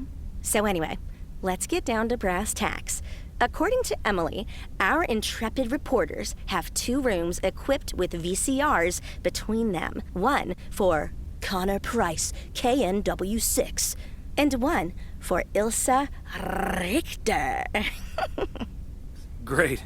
I know what we should get for Connor. Got any motivational tapes on how to win friends and influence people? Great idea. But Connor's already made his pick. Octopussy. It says it's James Bond's all-time high. I guess they forgot about that time he went to the moon. Fine by me. And what did Ilsa choose? That's where we come in. See, she wants us to pick the movie she'll be watching with her colleague, Gabriel. Huh? Thomas, she wants us to pick the movie she'll be watching with Gabriel. We can play matchmaker by picking something romantic. Got it. Exactly. Guide Cupid's arrows, so to speak. After all, 'tis the season. For a little post-Christmas magic? Maybe. You and Emily are regular customers, so you know what I have available. So, which film will it be? Let's go with Love Story. Or is that too on the nose? It's perfect, and we won't risk being too subtle. It has love right there in the title. Great. Love Story it is. The dynamic duo of stupid Cupid strikes again. Although I suppose this is our first strike. Anyway, here's hoping that this is the start of a beautiful love story. I have a good feeling about this. Anyway, I'd best be on my way getting these to the motel. Yeah, thanks for doing this, Thomas. My car, much like myself, is not built for snow. Say hi to Emily. Will do. Bye, Angie. Special delivery. Movies from the Flick Shack. Right. Well, great news. You get to play belated Santa yourself. Room 6 for Richter. Thank you. You're welcome.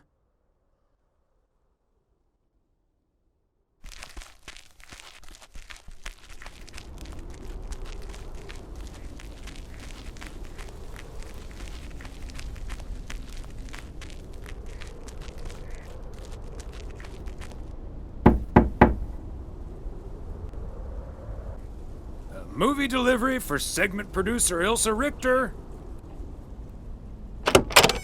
Yes? Oh, excuse me, Mr. Price. I thought this was Ilsa's room. No, that's room 9, but think nothing of it, my guy. Ooh, you got me my Bond movie.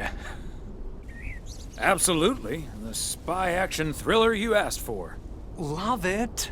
You know, Moore's an even better 007 than Connery. He just oozes that classy British wit. Thank you so much. Ta-da! Ta-da! Pow!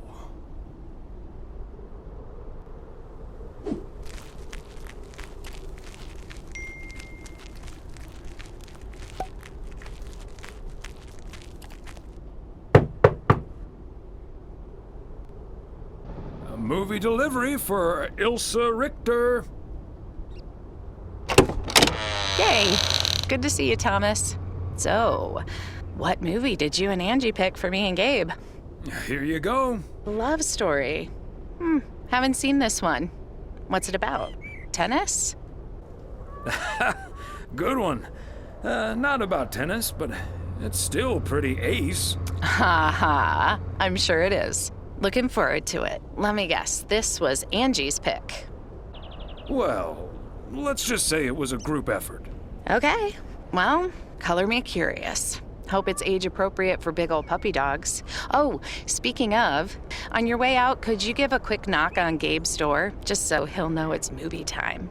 It's room number 2. Will do. Great. See ya.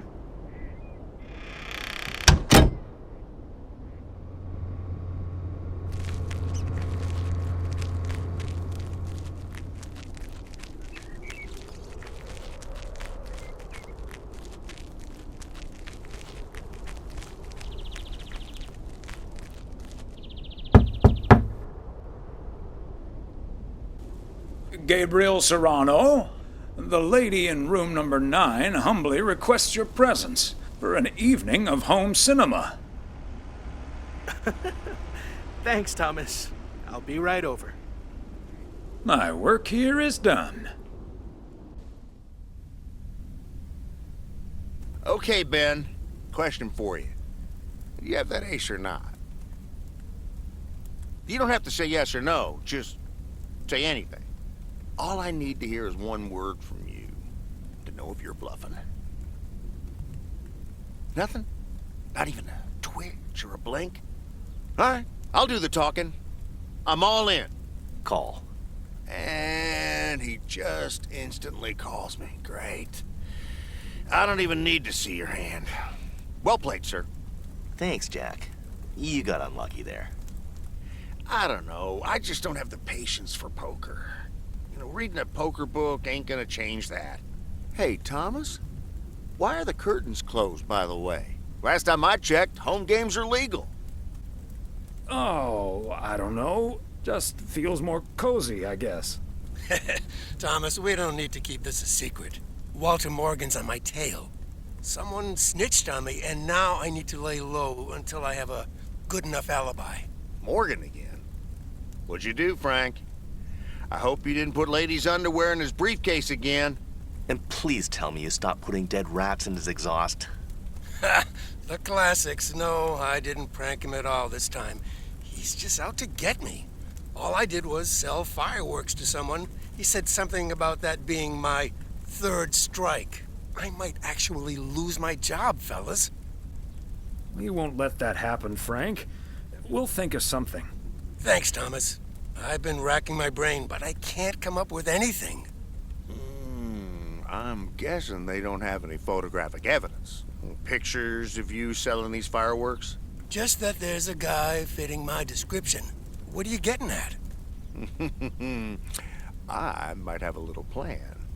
But let's first play a few more hands. I'm down almost $30. One sec, Jack. Frank, I'm curious. We know Walter Morgan has a few reasons to dislike you, but why do you dislike him? I could tell you why, but it's not a pretty tale. And it better not leave this room, kitchen. Sure, Frank. My lips are sealed, for once. You know I'm no snitch, Frank. Thanks, boys. All right, so this one time back in the summer of '69, it was before I started working in P.O. There were a couple of pesky stray dogs wandering around HQ. I say pesky, but they never really hurt anyone. Just got a little excited if you walked past them eating a sandwich or whatever. Can't blame them, huh? They were hungry, even though I fed them every now and then. Morgan found out, of course, and after one complaint too many, he took matters into his own hands, or should I say, feet. He lured a couple of them behind his car, and before I knew what was going on, it was too late. I heard a loud and gut-wrenching howl. I saw 2 dogs run away, and Smokey, my favorite one, limped after them. It's the last time I ever saw those sweet dogs. Then Walter Morgan looked me straight in the eye with a smug grin on his face, and he said, "This is how you do a proper job, Frank." I can still see that grin when I close my eyes. Okay, that does it. Walter Morgan is now on my eternal shit list, and I'll make sure the rest of P.O. knows about it. Walter fricking Morgan. Your pranks were way too soft, Frank. We need to take it to the next level. What a despicable human being. I can't believe he did that. Well, he didn't. I was joking, of course. I don't really have a good reason for disliking Walter Morgan. That boring old pencil pusher just rubs me the wrong way. Damn it, Frank, you had us good. Okay, folks, ante up. Here we go again.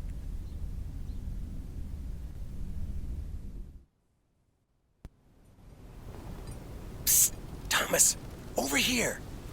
Hey, Frank.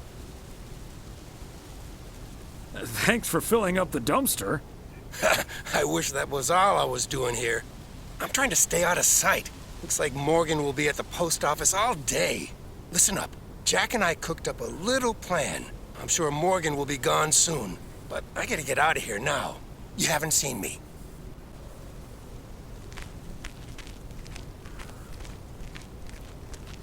Top of the Monday morning. Speak with a warning from Lucinda. P.O. positive or pet peeve? KNW6 TV crews filming in P.O. yesterday with Connor Bryce. As a big fan, I just had to ask him for an autograph. He asked me for my name, but he kept calling me Linda. Even after I corrected him twice. Isn't that just rude? Well, that's a bit rude indeed, Linda.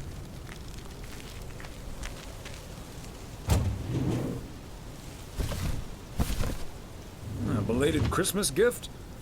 Maybe.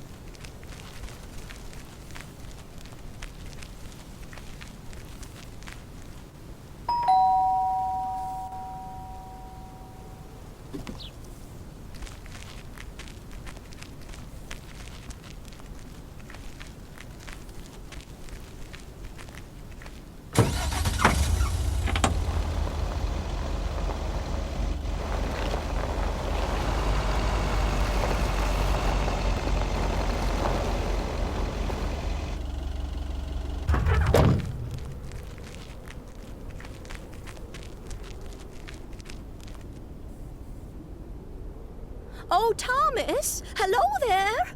Could you be a sweetheart and bring that over to me? Of course. Oh, careful now. Robert cleared most of the snow, but it's still a bit slippery. Thank you so much. If only I still had the balance and agility of my feline friends. Oh, and good day to you, of course. Well, if it isn't... Mortimer, right? Right you are, Thomas. You're Mortimer's favorite mailman.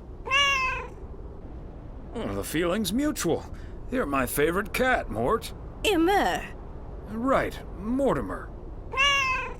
So, what do you have for me today, Thomas? Just a letter. Let's see.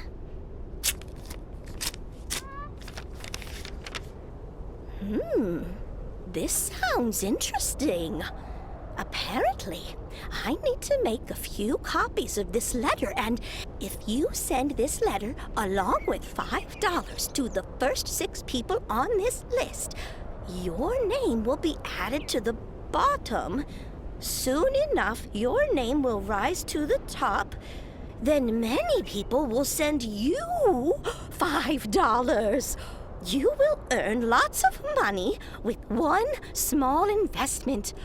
Oh, what a great idea! What do you think, Mortimer? Mildred, that's a classic chain letter scam. Don't fall for it. No one ever got rich off of one of those. Well, except for the post office. Are you sure, Thomas? They make it sound so easy. Trust me on this, Mildred. If you've seen one pyramid scheme, you've seen them all. $30 is quite a bit of money. I'll think about it. You do that, Mildred. See you at Moe's tomorrow night? Probably. Bye, dear.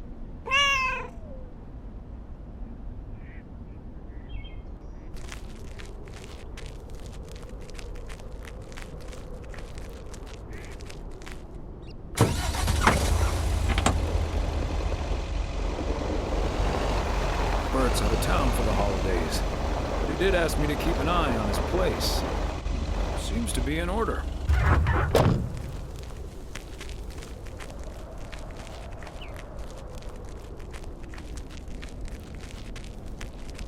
Okay, are we rolling?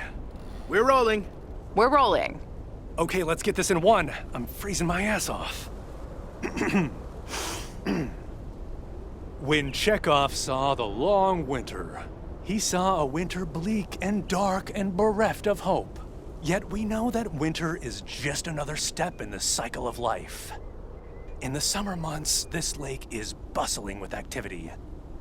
As the local fishermen cast their rods, the tourists plunk down hard-earned cash to rent a boat and spend a delightful sun-soaked day on the water. Not so during this particularly harsh winter, however. Now the watery heart of Providence Oaks finds itself completely frozen over.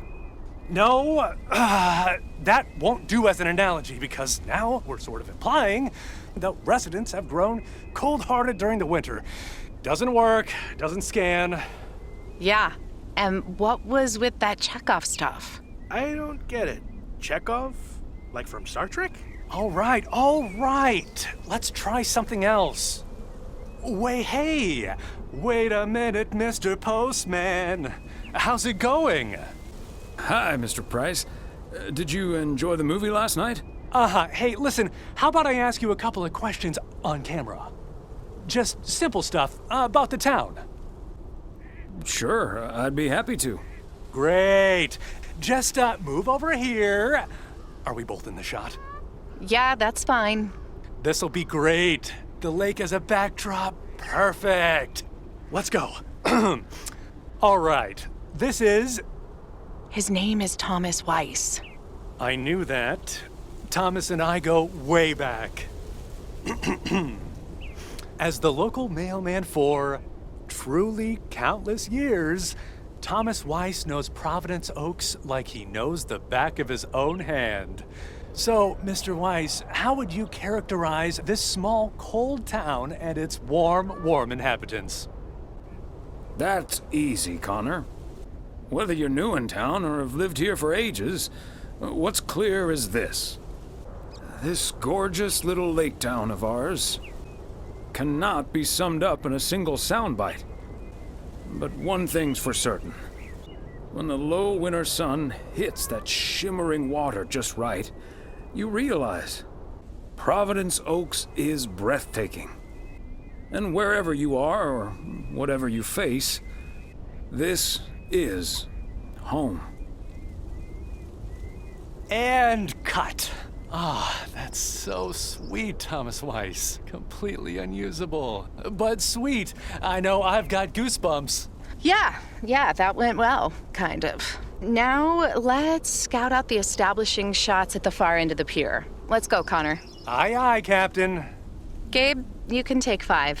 My advice would be to take those 5 in the van to reduce the risk of any further ass freezing off incidents. Noted.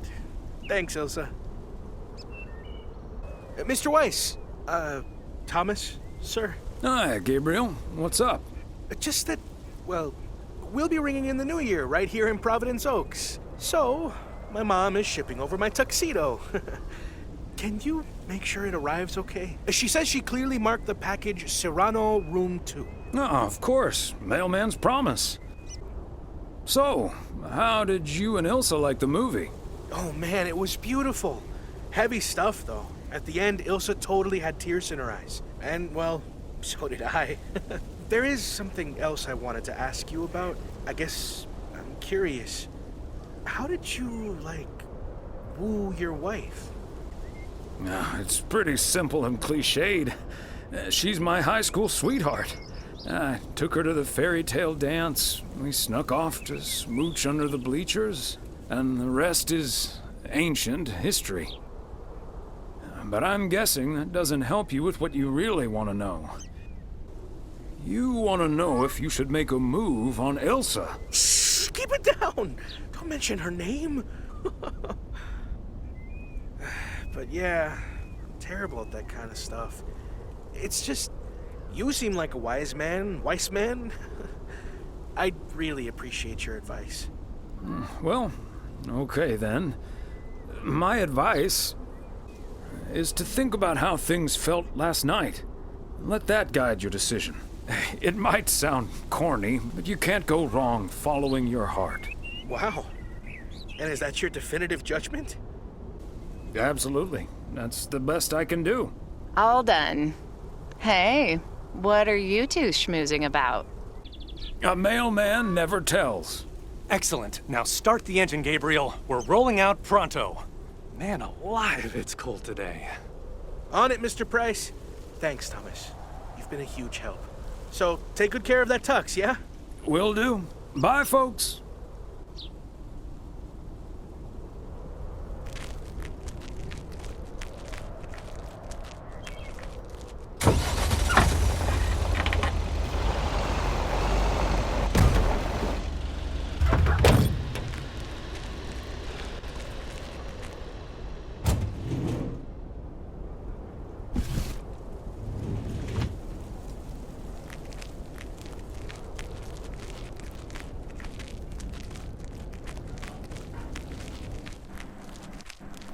Hi there, ladies. Hi, Thomas. Hello, Thomas. Well, this looks cozy. It is. You just dropped in at the good part. Oh, the good part? That's my favorite part. Well, I actually really need to get moving with the New Year's party coming up. Okay, so before I leave, we had this awesome girls' night yesterday, thanks to Beth. It was hilarious. When I first saw where we were going, my brain went, oh my God. And when the guys showed us what we were going to do, my brain went, oh my God. And when we started, it was so yuck, but also so cool, you know? I've never done anything like that before, and I love that I got a chance to find out. But then again, I doubt that I will ever try it again. Ah, yes, the girls' night. What did you end up doing? We made haggis. Oh, gesundheit. I said haggis. It's a Scottish dish made from a sheep's liver, lungs, heart, and suet, all stuffed into a sheep's stomach. It's this fascinating traditional gourmet staple stemming from the 15th century, would you believe? Poems have been written about it. Meat on top of meat? Sign me up. I have some leftover from last night, if you're interested. It was so gross. I'll have nightmares about zombie sheep for weeks. Bleh. Okay, hate to leave you two, but I really have to sort out this delivery ASAP. Maureen will go bananas. Talk soon. Thanks again for the great evening, Beth. Bye. Bye, Kay. Well, now, I really should get back to the grind as well. Those New Year's price reductions aren't going to fix themselves. Hold on, Beth. Quick word about Saturday. Oh? What's on your mind? Is everything okay? Yes, I'm fine. Don't you worry about me, Thomas. I'm fit as a fiddle. Now, if that's all, I really need to get back to the bookstore. Beth, come on. You have been acting a bit strange lately. What do you mean? Standing outside in the cold with a parcel like that, it feels off to me. Okay, you've got me. Can we sit down here for a bit? Heavens, I do feel a bit caught out. But I have to admit, it does warm my heart to know that I cannot fool my friends. Well, out with it, Beth. You see, it's my eyes, Thomas. I have glaucoma, which means my optic nerve is deteriorating. I found out a few months ago. Oh my gosh, Beth. That's terrible. Thank you. It was a bit of a shock at first. I haven't told Emily yet. Daniel knows. It's not that bad yet, but it's not getting any better either. The thing is, this kind of condition happens slowly. And I haven't been the fastest in getting it treated, but they can stabilize it. That's why I wasn't able to fix the parcel on my own last Saturday. And that's why I'm starting to miss a few details here and there when I'm in the store. Or asking for peas instead of beans at Christmas dinner with all of my friends of all places. I had no idea. Is there anything we can do to help? It's sweet of you, but there is no need to treat me any differently. I've been going about my business as usual, first and foremost, because the deterioration is so gradual. Until I couldn't really do the little things anymore. Things like reading small print are getting difficult, which was a painful thing to accept at first. Working in the bookstore is starting to give me more issues than I'd like. Getting older. It's a strange thing, isn't it? It's like that Robert Frost poem. The afternoon knows what the morning never suspected. Doesn't mean I wouldn't mind taking a little nap in between from time to time, though. Is this why you're really leaving for Georgia? I mean, will you be able to take care of yourself in the long run? It is a big part of why I'm leaving, yes. But at the same time, it isn't. How's that? What I'm trying to say is, when you really look at it, in the end, it's not all bad. You see, every limit is a beginning as well as an ending, as T.S. Eliot puts it. For me, there's really no use dwelling too much on that limit. I can't change it anymore at this point anyway. But I do have a choice in how to deal with it. Plus, Georgia has a lot to offer: museums, social clubs, and most importantly, my family. If you look at it like that, getting older may still feel like a cursed time, surely, but I also see each new year as a gift. An opportunity to start new adventures, explore, and have more fun. You can't take something like that for granted. I like that mindset. I had a feeling you'd understand. Hey, I'd make a pretty poor friend if I didn't. Well, I guess I really should be going now. Thank you once again, Thomas. I do feel better now that it's out. You're a good friend.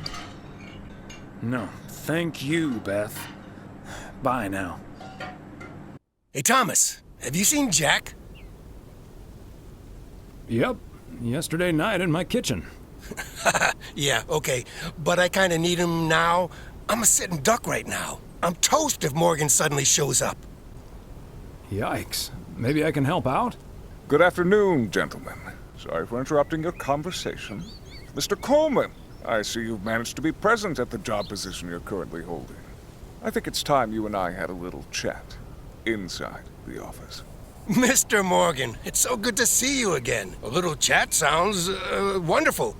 But I'm afraid there's an extremely urgent parcel I have to deliver right now. So stay put, and I'll be back in about 30 minutes. You can stay right here, Frank. I'm sure Mr. Weiss would be happy to deliver that package for you. Right, Thomas? Wrong, sir. If you think I'd do that, you're terribly confused.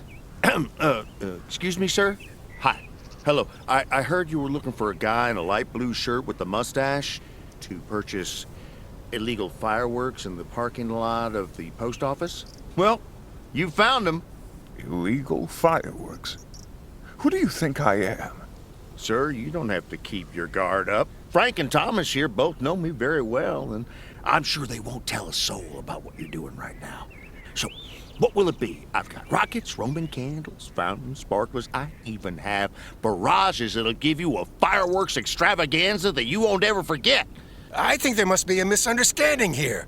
Please, don't put Mr. Morgan in this position. If people walk by and see this, they might snitch on him and get him into trouble. He could even lose his job over this. Yeah, why don't you go inside so you can do your dealings without all these prying eyes around? I'll tell you what will happen now. I'm going to get in my car, start the engine, drive home, and pretend I did not just spend 3 days in Providence Oaks for absolutely nothing. Sir, if you take a left at the deer statue, you'll eventually pass my barn, and I can fill your trunk there in just 1 minute. Do you have cash on hand? Gentlemen, I'll be back next year.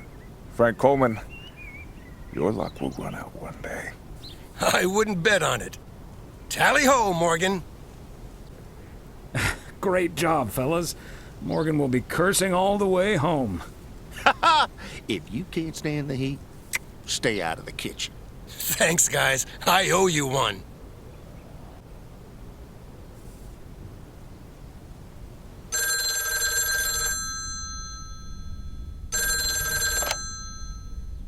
Hello?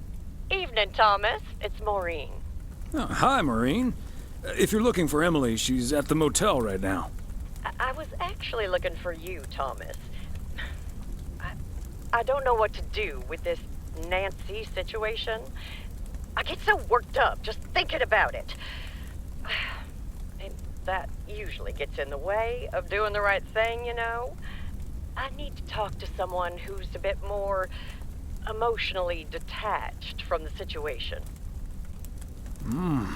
How can I help you, Maureen? Simply put, I don't know if I should give in to that Nancy Carlisle and her overpriced snacks, or tell that woman to take a hike. But then we'll end up with a lackluster New Year's Eve party. A party is about having a good time with people you like. Who cares if the snacks aren't great? That's what I'd like to think as well. But I just don't like to disappoint people. People should be glad you're throwing a party at all. They can leave if they don't like it. I think you're on to something there, Thomas. I'm not yet totally sure what I'm gonna do, but at least my mind's at ease now. Thanks for lending me your ear and advice. You're a doll. You're welcome, Maureen. Take it easy.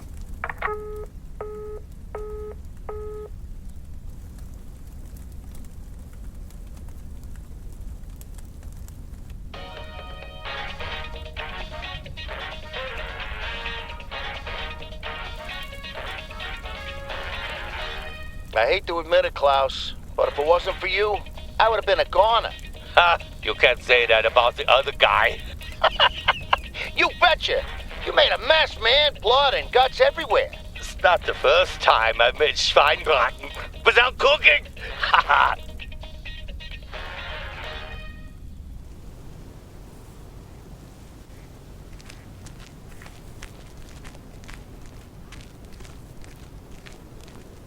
Good morning, P.O. The weather forecast, it will be bright and beautiful. Just to the last P.O. positive or pet peeve of the year. It's one from yours truly, who'd like to end 1985 on a positive note. P.O. positive or pet peeve?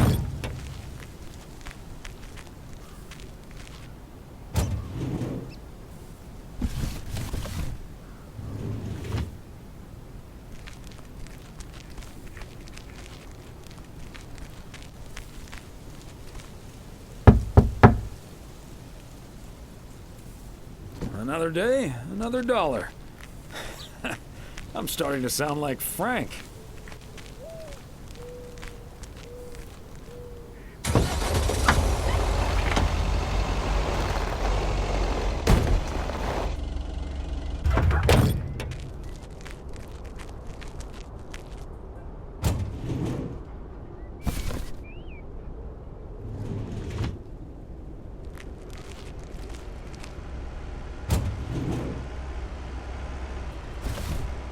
Okay, let's get this to its destination. Thomas, it's good to see you. Thanks again for the little chat we had yesterday evening. Don't mention it, Maureen. Was glad to help. I think I've made the right decision. But I guess some situations don't have a perfect solution.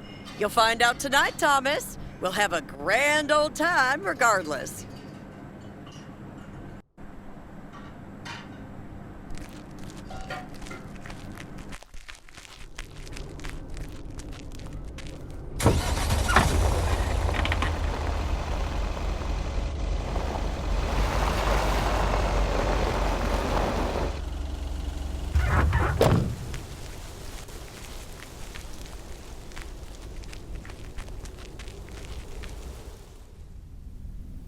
Oh, hey, Thomas. We're about to do a little interview, but you're welcome to listen in.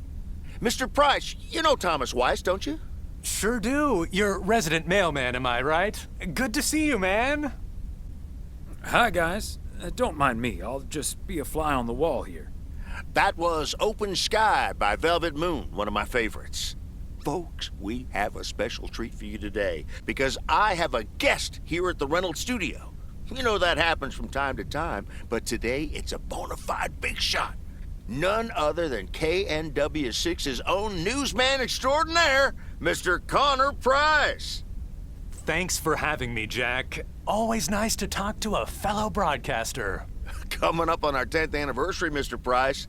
But you've been at KNW6 for longer than that, no? Yeah, it's been...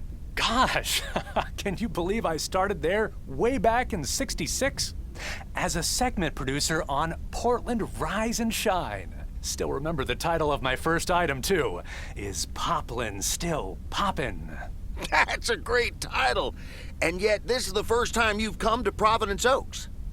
First time staying a while, at any rate. So, Mr. Reynolds, how would you describe this town? Well, I'd say it's a... Hey! Wait a minute. Who's interviewing who here? I'll ask the questions, thank you very much. Apologies, my friend. Just can't help myself. Always chasing the story, me. It's the commitment I've made to our viewers. The price guarantee. So, what stories are you chasing here in P.O.? Oh, you know, just trying to capture the old couleur locale. I must say, the people here are very friendly, and I hope the feeling's mutual. Right, Thomas? That's Thomas the mailman over there. But never mind, he's not mic'd. Yes, and no, I'm not. You don't say. Because we happen to have a little section called P.O. Positive or Pet Peeve. You might have heard of it? Can't say I have, but I do like the alliteration. Well, Lucinda Boyle called in a pet peeve yesterday, saying you were quite rude to her when she asked you for an autograph. Well, I'm sure that was a misunderstanding. See, I must have been on a really tight schedule, because otherwise I'd do anything for a fan. That's... The price guarantee, right? Sure. Anyway, we'll be back with Connor Price, KNW 6-star reporter, right after this. What the hell, Jack? Ambushing me like that live on air? Relax, just joshing you a little. But I'll let you plug the heck out of this Oregon Trail thing you're filming. How's that? We'll make sure everyone in town fully cooperates with your crew in the home stretch. Well, speaking of the home stretch, I better get back to my job as a serious broadcaster. It's been real, pal. Can you believe this guy? Sheesh. Don't take it personally, Mr. Price.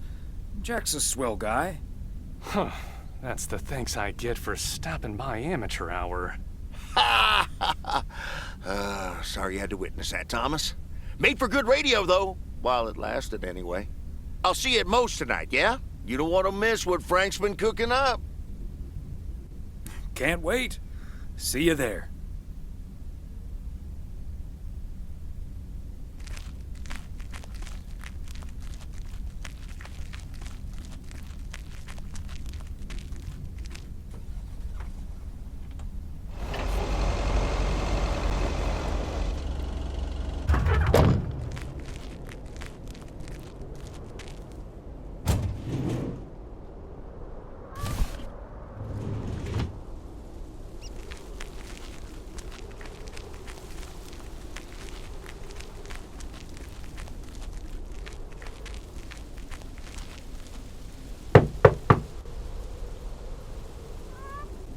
P.O. Tuxedo Service.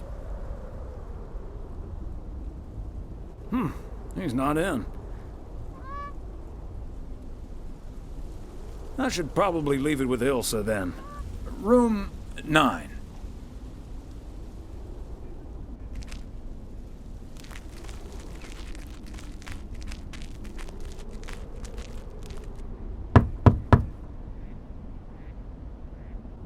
P.O. Tuxedo Service. Hi, Thomas. Oh, is that Gabriel's tux? Signed, sealed, delivered. That's the Weiss guarantee. Okay, I'll take care of it. Thanks. Right then, I'll... I'm feeling fine, I'm feeling strong. It won't take long. Ooh, when I use my witchcraft. Ooh, when I use my witchcraft. Ooh, yeah. Well... Great. So...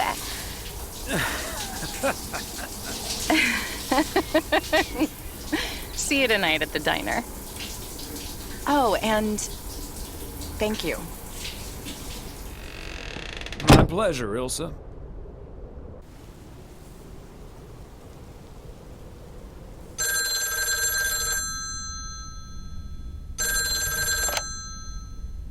Hello? Hi, Meredith. It's the Weiss family again. We wanted to wish you a happy new year before we're going to Moe's. Hey, thanks. We've got a little over an hour left here before it's 1986. You'll watch out for those fireworks, won't you? They're so unpredictable. I will. I'll probably stay inside anyways. We've got 4 more hours to go, but Happy New Year! I'd rather be early than late.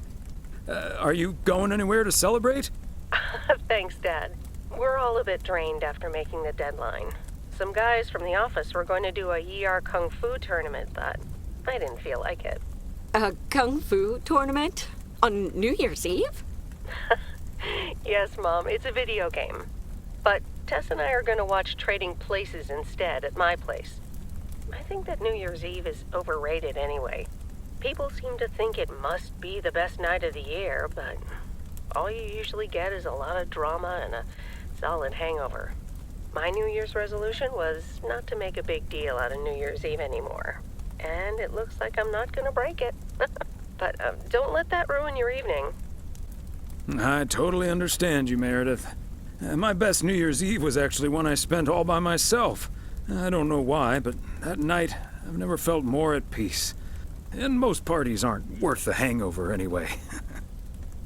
Maybe that's because you usually forget half of what happened. Sorry, Meredith. Your father's memory needs a little grease between the hinges. Like starting the car in time before going to Moe's? Bingo! Okay, guys, I won't hold you up. Have a great evening, and a Happy New Year. Love you.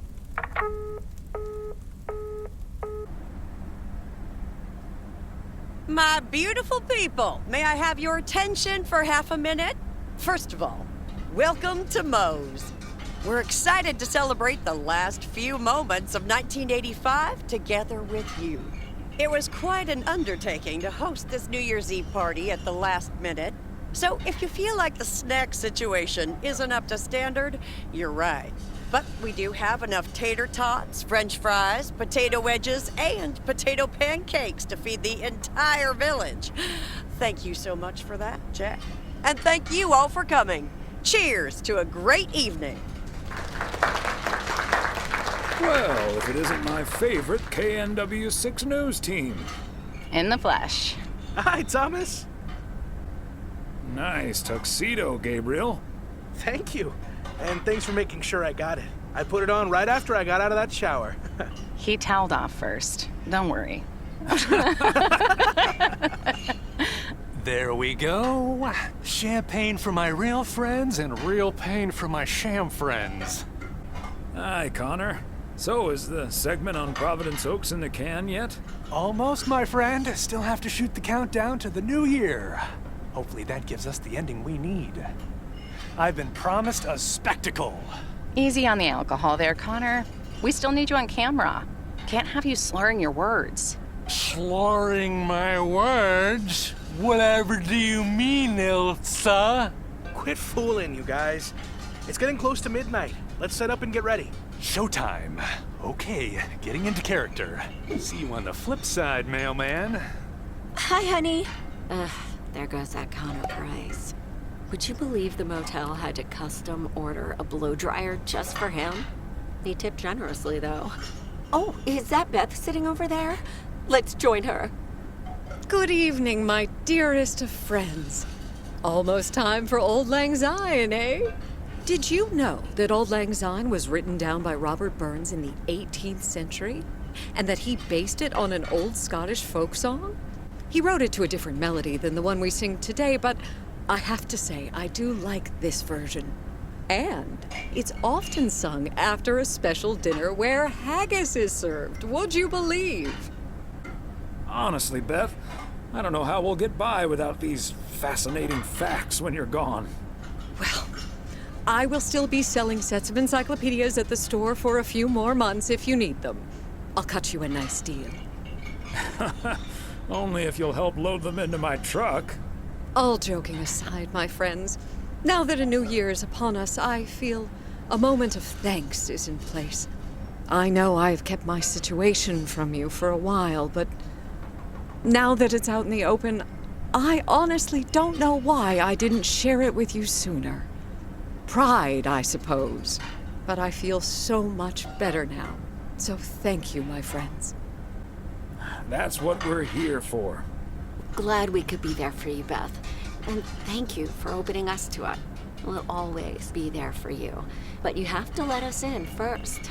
I hope you remember that when you're in Georgia. Definitely. In fact, it's my new resolution for 1986. Along with letting go and seeing where life takes me. What about you, Emily? Any resolutions? Well, less work and more fun, I suppose. Now that this guy Matt is joining the motel, I am looking forward to a bit more quality time. What about you, honey? A long holiday might be nice. Oh, yes, the Florida trip. I'm really looking forward to that, too. Should old acquaintance be forgot and never brought to mind? Well, whatever the future brings, this old acquaintance here will be hard-pressed to ever forget you two. And we'll be sure to bring ourselves to mind. We sure will. We'll stay in touch.